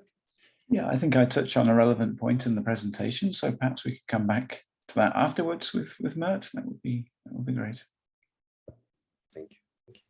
Fantastic. Then, Tim, take it away. Okay, let me bring the screen back up. So hopefully you can see my slides. And yeah, thanks very much, Elma, and good morning, everyone. As as set out here, I'll be providing a brief introduction to the 6 city labs in SUMP+ overall, and then we'll be going into more detail on the city labs for Manchester and Platanias after that. So first of all, from our perspective, what comprises a city lab? There's an overview here. So we started looking across the 6 cities and what's the status of their planning and the implementation of their SUMPs, and what are their current activities, and how are they having to react to certain situations that are occurring during the process of the project. And of course, the COVID pandemic is a big example of that. So we've taken that current status and objectives of the cities, and to that we've added the concepts, the types of frameworks that have been introduced by Peter Jones earlier in the presentation, and to look at how we can improve or enhance some planning and implementation processes. We've been developing the tools such as that introduced by Steve Wright, and looking at the governance situations in the cities as well. And Charlotte gave an introduction to how the steps that have been taken there as well. And then alongside that, we have the engagement tools, which have been introduced and developed in partnership with the cities by EIP, European Integrated Projects. So overall, we've had a number of partners working with cities on these city laboratories within the project. Within each of the city labs, we have sought to create some focus, and that's summarized here across the cities. So, for example, with Club Pieda, we've been looking at, in particular, at implementation strategies for the SUMP. Manchester, we've been looking at the links, cross-sectoral links. We've also been looking at different forms of partnerships, both for passenger, for people mobility, and also in terms of logistics. So we'll come on to that also on these slides. And then there has been looking at the types of solutions that have been coming up from this work as well. So I'll run now through the cities. Oh, and sorry, just to highlight again, Charlotte introduced these briefly as well, that the SUMP+ engagement instruments introduced by EIP have really been central to our work in these city labs. So it's given the cities the opportunity to look at their current engagement arrangements, and where the membership of those might be expanded, or where they could be reinvigorated in some way, where there are existing similar forums. And it's really been important for the project because it's introduced the concepts and the work of the project to other partners in each of the cities as well. So just to provide some examples here, we have the mobility forum is one of the instruments. So this provides the overarching forum involving a whole range of stakeholders in planning and implementation of SUMPs. And for example, this has been really important in the city lab for Lucca, where they're looking at integrating SUMP planning at the wider city region level for the FUA of the surrounding area. So again, increasing the membership and examining that integration has been important through the mobility forum. We have the city integrator, which introduces the cross-sectoral links, and that's been extremely important and developed very well in the city lab of Manchester, which will be explained further. And then last but not least, of course, we have the citizen engagement platforms, and there have been a range of activities introduced by the project. These include, for example, looking at perceptions of school transport in Club Pieda, and how that has helped us to look at the partnerships there with the education sector. So moving now into more detail on the particular city labs, or at least to provide a quick overview of what we've been doing in each of the city labs. We have Club Pieda. As I mentioned there, the focus has been on the implementation strategy. That the SUMP for Club Pieda was adopted in 2018, and the city has been particularly active working on a bus rapid transit route through the city. And we're aware that this has been progressing well, and there are new designs that are now available, which we're very interested to hear about. The city also has some very ambitious work on the cycle network measures as well. So we've been looking through workshops at different aspects of the implementation of these.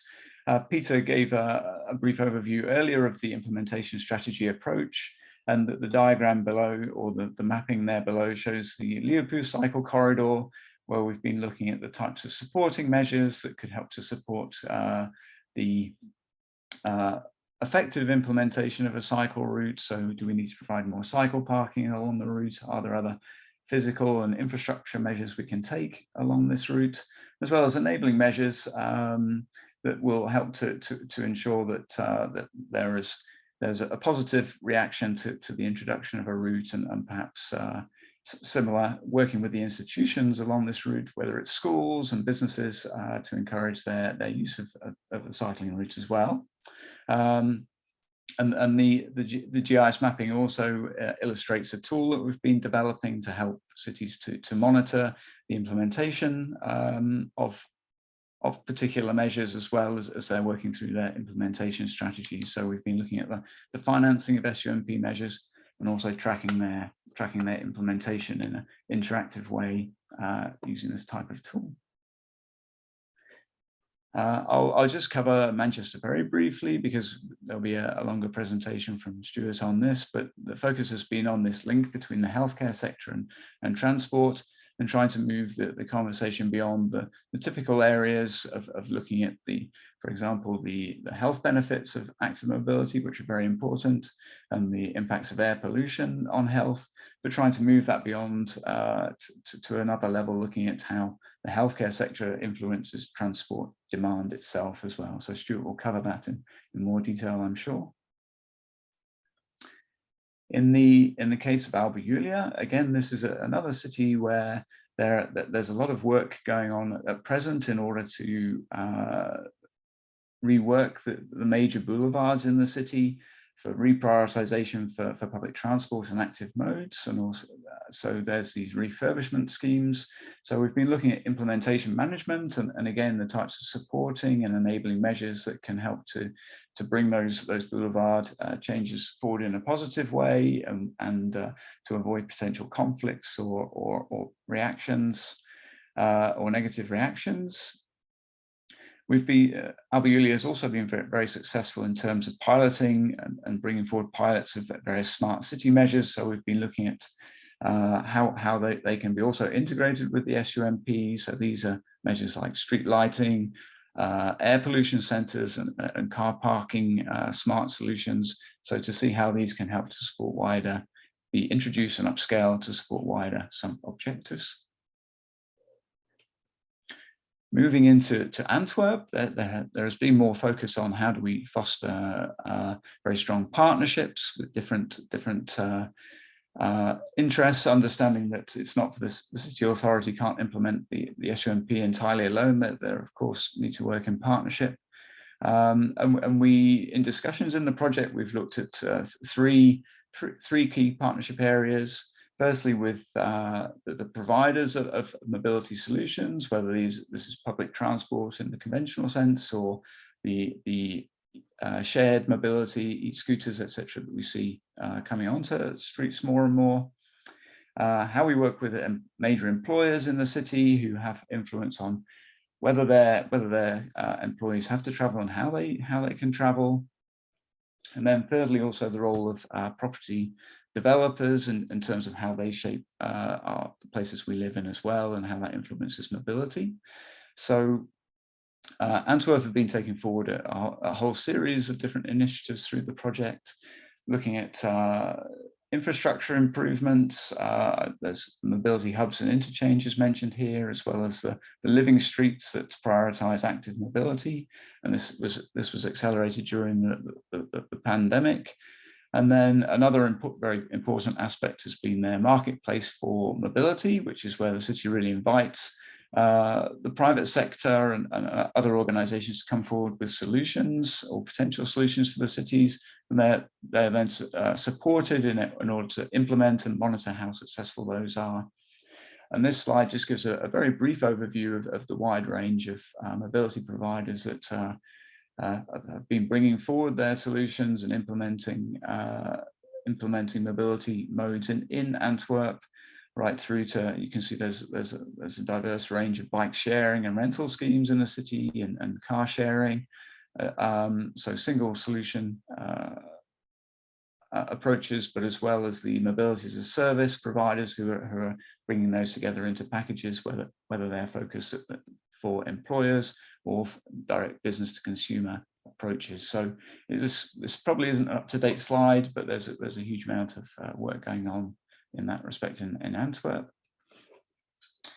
And then in terms of partnerships for logistics, we've also been working with Antwerp and Luca in relation to this, and we drew up a relatively simple framework here to enable us to look at this. So you see there, and this maybe comes back to Mert's comment as well, we have the partnership and the need to have a constructive dialogue with logistics providers operating in the city. There's the potential need to introduce smart and digital information systems, both to monitor activities, but also in some cases to regulate and enforce particular policies in the city. And then within this framework, we also see the four main aspects of how we can influence and shape logistics for more sustainable patterns. So we have guide and inform, and we can see that in Antwerp, for example, there's been the definition of safe traffic routes for HGVs and access restrictions for HGVs, which brings us onto the control and regulate element. And through the marketplace mobility, Antwerp has also been looking at how they can encourage deployment of clean vehicles, encouraging logistics providers to come forward with solutions there, and also optimizing vehicle loads through consolidation centers or consolidating loads in time as well. So there's been a lot of activity there. And as I say, Luca has also been looking at the logistics aspects. So I also mentioned before as well the important role of the Mobility Forum and looking at SUMP and sustainable urban logistics planning integration at the wider city and sub-regional level. So looking at how the city can reshape as well mobility and logistics in the wider area. There's been the reinvigoration of the freight partnership within the project. And as part of this, the city has also conducted an innovation call for sustainable logistics solutions.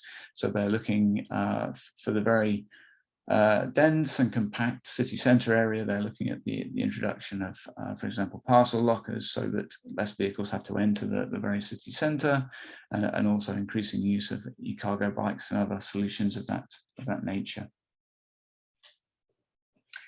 And that brings us on to Platanius as well. So Platanius have taken on the task of producing an SUMP for the small tourism-based municipality of Platanius.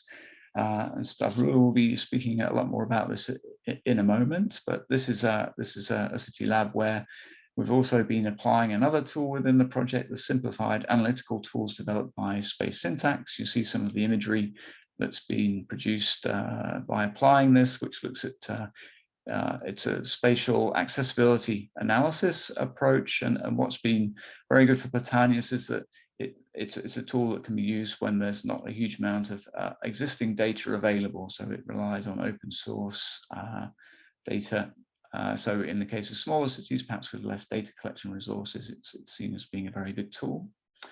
So unfortunately, I don't have time to go into all of these different aspects of the City Labs in more detail, but at least we'll be covering two of these in greater depth in the next presentations. So hopefully that's sparked your interest overall in terms of the City Labs within the SUMP+ project. And of course, I and the other partners are very interested to receive your further questions and comments. Thank you. Thanks, Tim. And just for everyone to know, if you'd like more information about the different city labs, please check out the SUMP+ website. But we will hear about the Platanius and Greater Manchester City Lab in more detail in just a moment. But before we do, maybe Jordi, I saw that you're the question star today. What's your question? Yes, thanks, Elma. Tim, I have one question for you. Indeed, you've presented the 6 different city labs and like the points they are working on. I've seen among the audience also like many representatives of other cities, and I wonder if they would be interested to know how could their city also become a city lab. So maybe you can touch on the topic. How did you choose these 6 city labs as a reference to cover probably like so many different points? And also if there's any plans or ideas for future projects where also other cities could be engaged in a similar ways. Thank you. Thanks very much for the question, Jordi. In relation to that, then the city labs I've been presenting, were developed as at a conceptual level as part of the SUMP+ project, and those particular city labs have received funding through this one project. But of course, we're very interested to talk more widely about the findings and results from the different city labs. Of course, we're only covering a couple in detail here. We do have a follower city group, and we'll be conducting a series of workshops during the remainder of 2022 in order to share further insights from the project and to discuss how tools can be applied elsewhere in greater detail as well. So I would suggest to other cities that are interested, then please do get in contact with the project. And of course, all the partners are really interested to collaborate more widely outside of the project membership. Thanks, Tim.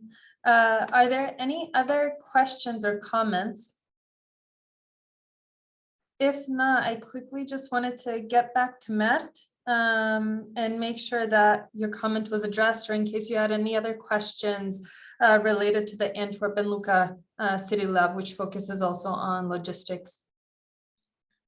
I had Jordi again asked a city question. Thanks, Jordi. It was a question that I was thinking about asking, actually. It's really funny. These city labs, how to become a city lab is an important aspect, is an important issue, but the other logistics department question is answered by Timothy. So I don't have any further questions. Thanks, Jordi, again. Yeah, Jordi's doing a great job today of reading minds. Great questions indeed. Okay, then I would say we can move on to the first city presentation, and that will be by Stavroula Turnaki, focusing on Platanias. Stavroula, are you ready?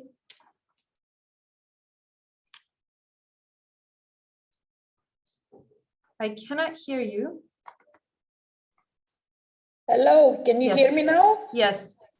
Okay. We still can't see you though, Stavroula. Okay.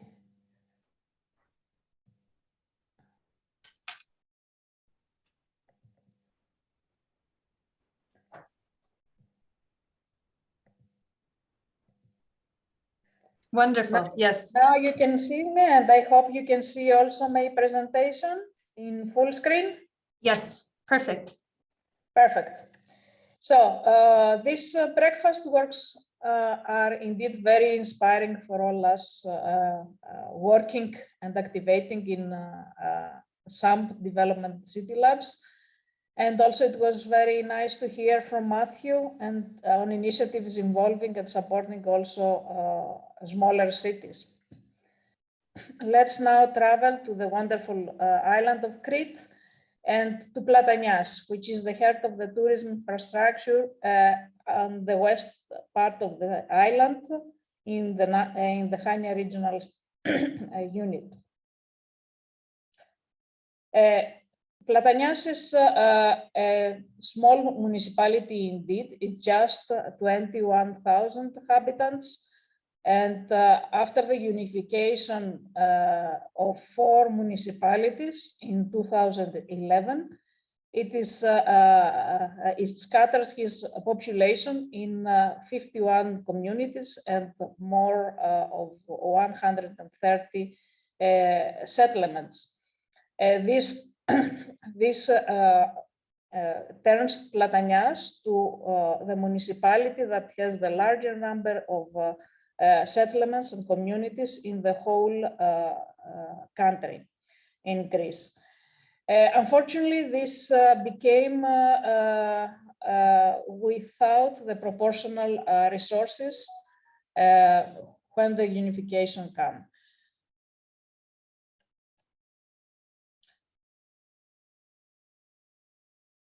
Platanias also has a strong tourism industry, attract thousands of visitors each year. It's one of the Greek main touristic destinations and serves as the entrance of the Gorge of Samarja, which is a World Biosphere Reserve, and also numerous of other well-known attractions worldwide, like Balos Falasarna, Elafonisi, and others. During winter, the city is quiet, as you may see in the left side of this slide. But during summer, this changed drastically. A large volume of travelers are moving around and to the neighbor municipalities. Also, employers and business owners that are coming to Platanias just for seasonal work. The intense tourism development is concentrated at the waterfront, and the city accommodates more than 500,000 of visitors in 6 months touristic period. And we see the high seasonal mobility demand as the visitors are 10 times more than the residents, putting in the transport system a high strain. Additionally, we can see the insularity issues that the city is facing. During the winter time, we can see sometimes severe weather conditions that will make damage to the network. But at the same time, the city needs to meet the visitors' expectations, which is calm and natural serenity and operations on the ground. Before I close this short introduction about the city, it is well known that sustainable mobility planning is an intensive and resourceful process, and it becomes more difficult for smaller municipalities. A large number of documents and guidance are already available, but still, the small cities seek more simplified processes and practical tools and smarter ways to fund vital infrastructure, which is their main problem. As we saw already, Platanias operates like 2 different cities, winter and summer, 2 cities with different needs, different uses and users, each of the period. And by creating this first SUMP, the city is taking into account its functional area, which is extended to the neighboring municipalities, which share the transport system and traffic load. We put emphasis to cross-sectional synergies and links. The previous speakers and Peter and Steve discussed about this already. Simplified approaches for design, learning processes, and also we take into account resilience planning, especially after COVID-19, which affected mainly the touristic product of the area. And the study area involves 45 residents and 43,000 of beds with a large number of daily visitors. The sectors that create mobility demand are the agro-food and livestock, which is a key pillar of the local economy, education, the logistics, the supply chain, which create critical congestion at peak season, and more relevant to this is tourism. And tourism travels are not only the travels that are generated from tourism, which is coming from the entrances of the island to this destination and traveling around, but it's also for the numerous seasonal operating businesses, cafes, bars, hotels, shops, that will be open only for the 6 months periods in the area.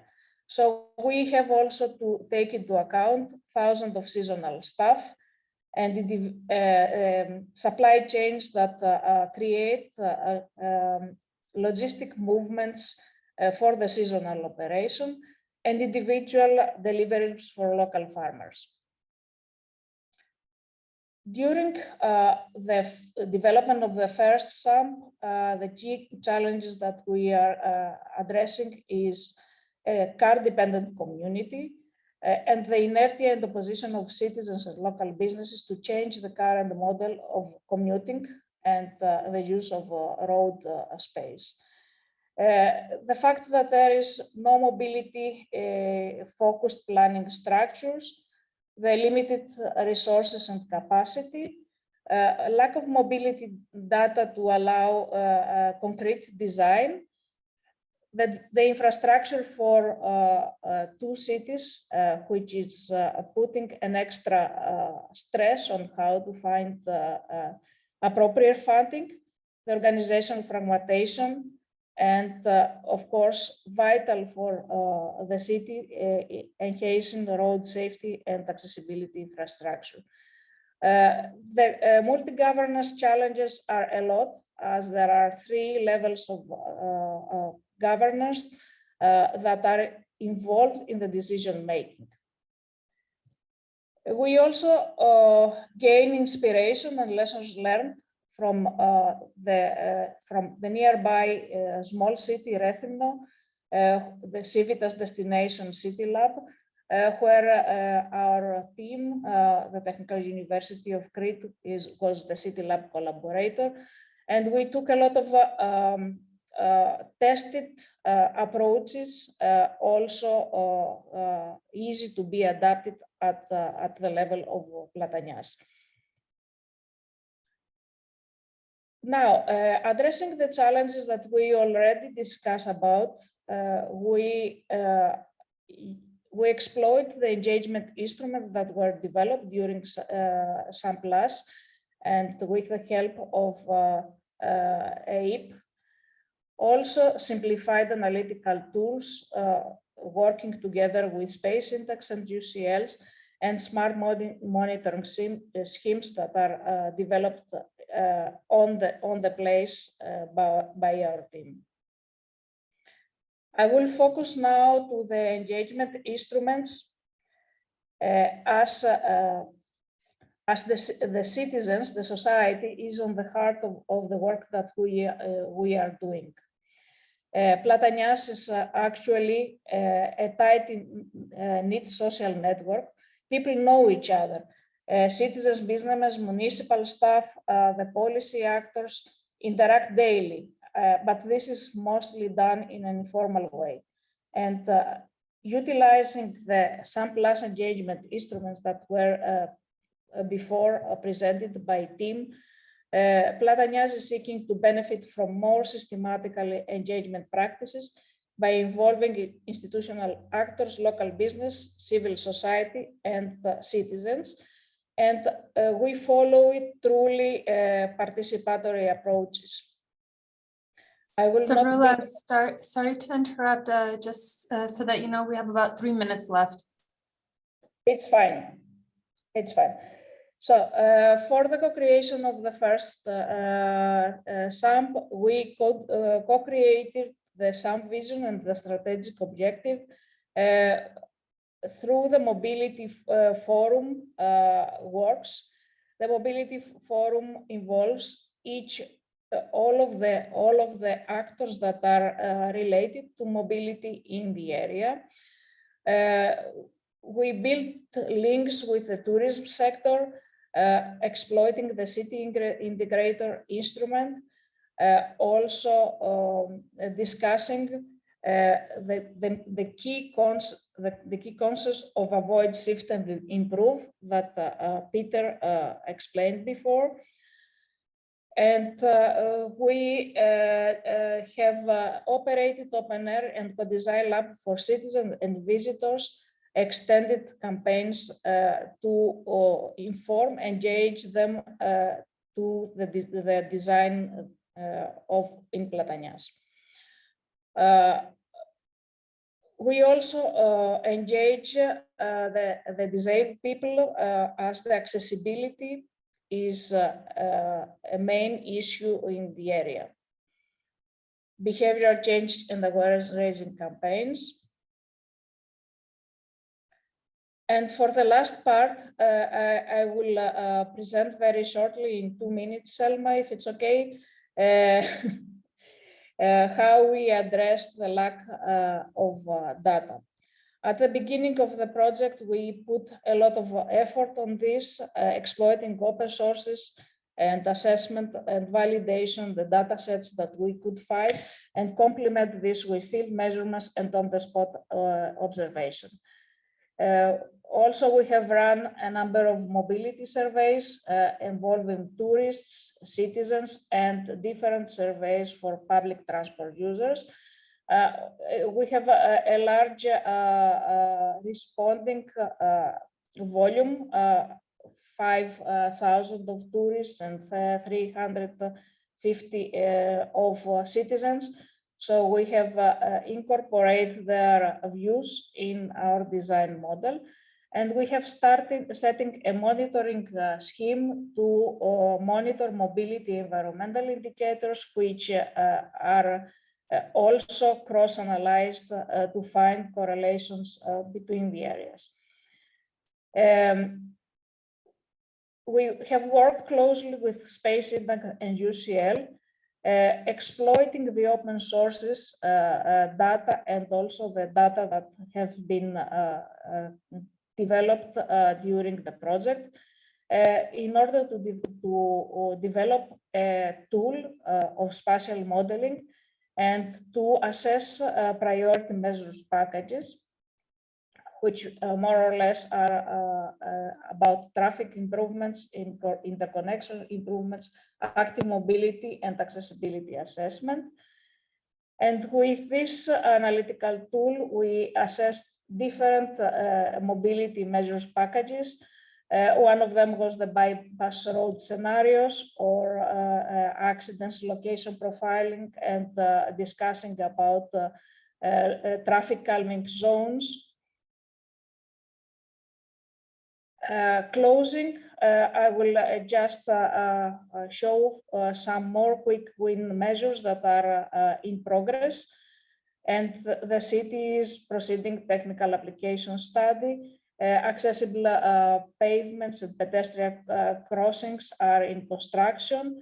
There is already infrastructure for accessible beaches, and the road network infrastructure is under enhancement procedure. Design studies for walking and hiking routes are in place, and also for siting of a larger EV charging station network. During the project, the first public EV charging station was installed in the municipality premises. And also the municipality is now working on new vehicles for low carbon emissions. Thank you. Wonderful. Thank you, Sarula. And I appreciate that you had a lot more to share, but you had to reduce it to keep with time. So really, thanks a lot. And I have to say, your photos always make me want to look for a beach and an ocean right away. So I like them, but I dislike them at the same time. Definitely a nice incentive for all of us to book flights to Platanias. Before taking questions, I actually think we'll save the questions for later, and I would ask Stuart to present now, and then we can do a joint shorter Q&A after that. Hi, Stuart. Hello, hiya. Thanks everyone for your presentations so far. It's been great, and I'm just gonna talk you through our City Lab in Greater Manchester. Can you see my screen? Yes, but not in presentation mode. Okay, let's do that then. Is that better? Yes. Okay, very nice. Yeah. Hi everyone. So I'm Stuart Blackadder. I work at Transport for Greater Manchester, which is the transport authority for the Greater Manchester City region, which is a city of about 2.5 million people in the northwest of England. It comprises 10 local authorities. And today I'll be talking about our City Lab, and that's been, as you will have gauged, about linking the health and mobility sectors in the city. We'll sort of run through the ecosystem of health and mobility in Greater Manchester before talking a bit about the engagement and some action planning activities that have been conducted as part of this project. But firstly, just to kind of set the scene, I think it's nice to remind ourselves about the types of sort of health sector related transport and journeys that are taking place in every city. Maybe you're thinking of business journeys associated with the health service. I imagine for many of you, ambulances sprung to mind, business trips taken by staff, nurses driving to see patients at their homes, and deliveries between health sites, and of course, the delivery of goods to hospitals, counted as the supply chain of health services. Or maybe you're thinking about staff commuting, single occupancy car trips, parking in the busy car park, and the admin staff taking the bus to the clinic, or the surgeon cycling 5 miles to the surgery, or nurses taking the shuttle bus from the town centre. But you might also be thinking from the patient perspective as well, getting a lift to your appointment from a relative, or driving yourself and trying to find a car parking space, or hopping on the train to your local GP appointment, cycling to get your latest COVID jab, or those with accessibility needs having to organise some non-emergency patient transport services. And if that fails, perhaps reaching out to a volunteer driving service. So it's just important to remind ourselves of all of those types of journeys, because huge numbers of journeys are taking place in each city that relate to the health sector. And in England, approximately 3.5% of all road travel actually relates to the National Health Service, to patients, visitors, staff, and suppliers. And all of that contributes to 14% of the NHS's total carbon emissions. And they're doing great work. In 2020, they published their Delivering a Net Zero NHS strategy, where they set out their net zero target of 2040 for their carbon footprint, and 2045 for what they call the carbon footprint plus. And you can see that illustrated in the diagram on the right. And that carbon footprint plus sort of includes visitor travel as well as staff commuting. Now, the health sector is on a really good path with its decarbonisation work, but how does this relate to the work being done by local governments and by cities to meet carbon targets? Well, looking at Greater Manchester, we're aiming to be carbon neutral by 2038, and transport emissions really dominate Greater Manchester's carbon footprint. So to achieve net zero by 2038, our vision is for 50% of all journeys in Greater Manchester to be made by sustainable modes, be that walking, cycling, or public transport, and for full electrification of the bus fleet. But the exact range and extent of those policies to reach that target continue to be designed. And so that's a good time to introduce our City Lab, the objective of which is to establish effective cross-sector links between the health and transport sectors and join up our approach to decarbonisation policy. And that's being done through two main activities. The first is a sort of long-term integration approach, where we're bringing all of the joint policy themes into the emerging Greater Manchester's long-term strategies as they are written. And also, just to get the ball rolling, a short-term action plan that we're co-creating between the health and transport sectors, looking at some of these policies and ideas in detail. So you'll have seen this kind of framework from Peter's presentation. This is the healthcare accessibility and mobility framework. It's set out according to improve, shift, and avoid. And we looked at how each of these areas are being treated in Greater Manchester at the beginning of the project. We looked at existing policy related to each of these areas, best practice in Greater Manchester and best practice everywhere else, and the current arrangements that are in place around them. And what we found, as Peter touched upon, was that there's a lot of great experience with these shift and improve areas going on in our city, and I imagine in many cities across Europe. So, for example, we had a good experience with between the health and mobility sectors looking at active travel. There was an active travel forum running for a long time where improving walking and cycling facilities and access to health centres was a main agenda item. And during COVID, a lot of new links were set up, looking at key worker bike schemes or logistical support in setting up new health sites and hospitals. One interesting example that we saw was the development of a mobility as a service trial with NHS staff, looking at the feasibility of intermodality. And we also found some evidence of the transport sector supporting patient and staff travel using public transport through the alteration of routes to accommodate different working patterns and so on around hospitals. And with clean air regulations, there was ongoing collaboration. So, you know, it's great to see that there's a history of engagement, and it's good. It can always be improved, but, you know, we've got a good history. And this is where we started. It was with these sort of relationships that we had built, that we began building a really in-depth stakeholder database. What we wanted to focus on more was these areas, which had typically been out of reach for these health and transport sector discussions. And we're calling these areas links in the project, and they can dramatically reduce travel or avoid travel altogether. And it involves collaborating in new ways to ensure that the way that care is designed minimizes travel to health sites altogether.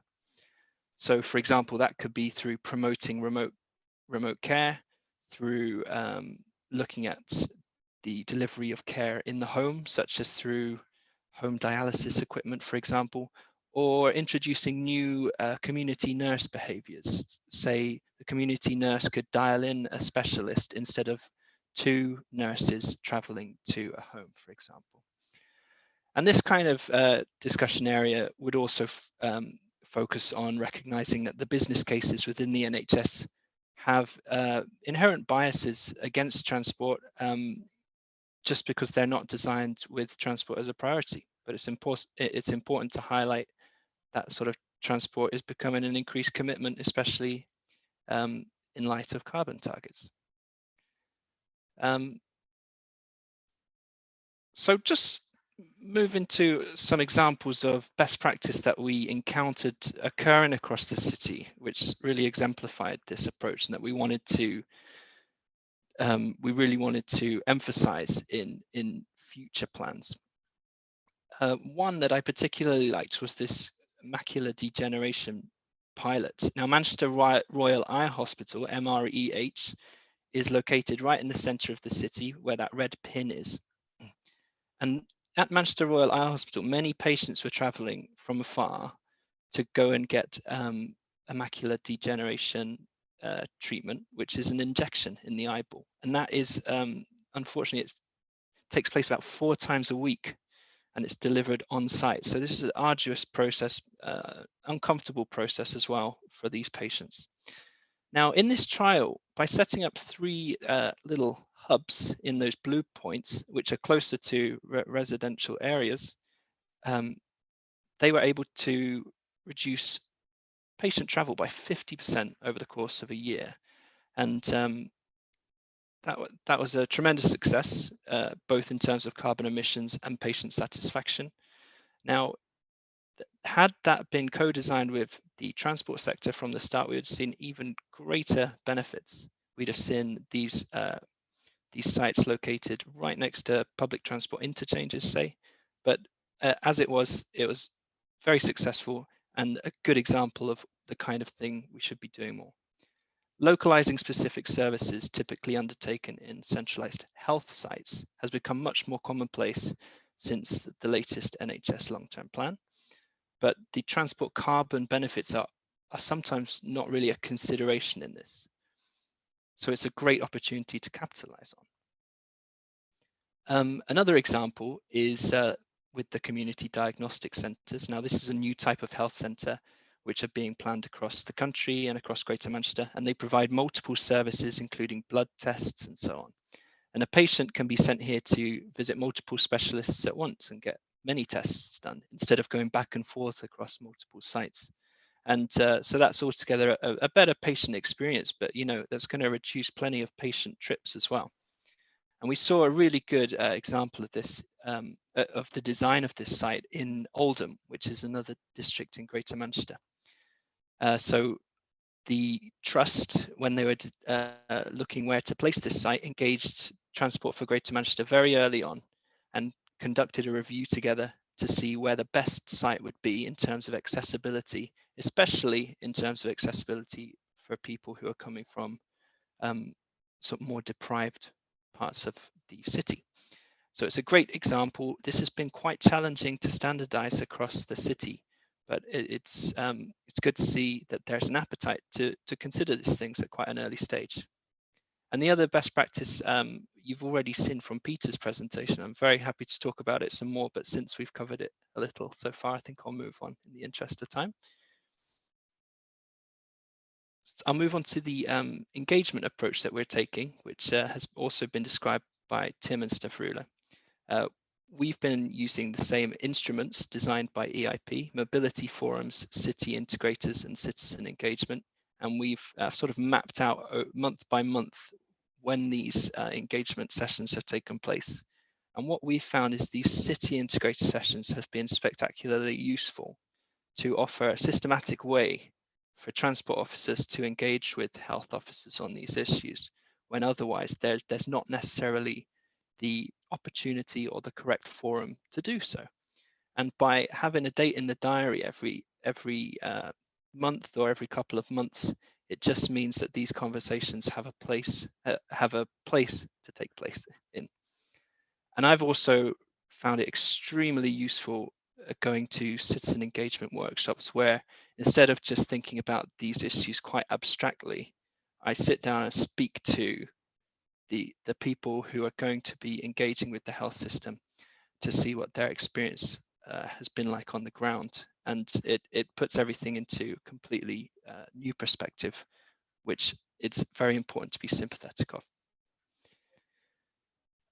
My final slide here is relating to our short-term efforts, which was the second activity that I mentioned. So Transport for Greater Manchester are contributing to Greater Manchester's NHS Integrated Care System Green Plan, which is the first of its kind for the NHS in Greater Manchester. So we're inputting into all actions that impact transport or journeys in the city. And it's also a really powerful document for ensuring that we continue to collaborate on these issues over the next 3 years at a minimum, but after that, the plan will be refreshed. So just continuously until that target is reached. And already we've seen, the alignment of the 2038 Greater Manchester Net Zero carbon target brought into this NHS plan, which is great to see.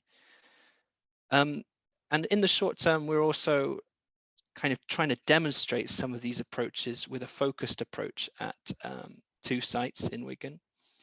And we're looking at new sort of data approaches using mobile network data, for example, as we've identified that to be a particular barrier. And we've been bidding for funding between the Transport Authority and the NHS since funding has been a fundamental barrier to the delivery of plans like this. And that's all from me. So thank you very, very much. And if you've got any questions, I'd be happy to hear them. Thank you, Stuart. We do have one question from Mert. Mert, do you just want to unmute yourself and ask? Yeah. How has the effect of the COVID pandemic has been on health-related road traffic? Could this be monitored? Because this fluctuation could as well be crucial for deciding the capacity we may need, hopefully not, but we may need for preparations and in case of these kinds of unseen consequences.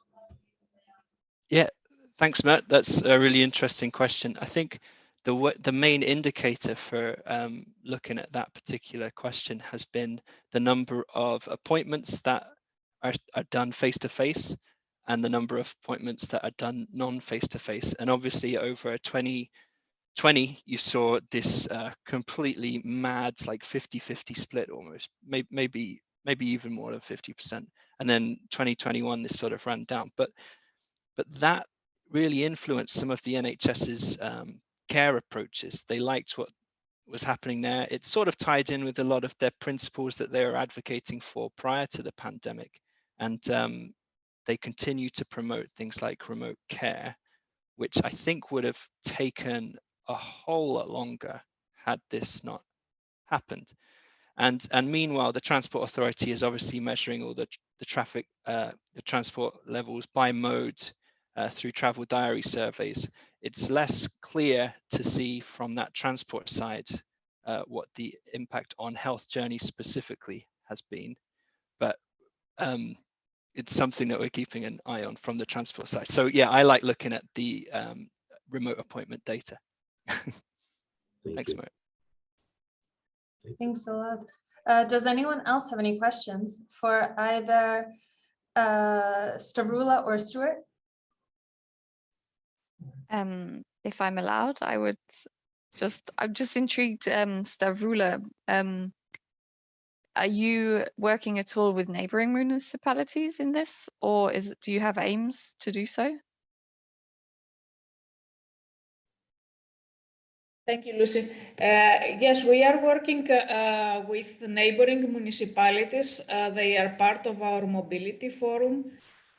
So we are trying to find the common interests and the common priorities in order to coordinate some activities.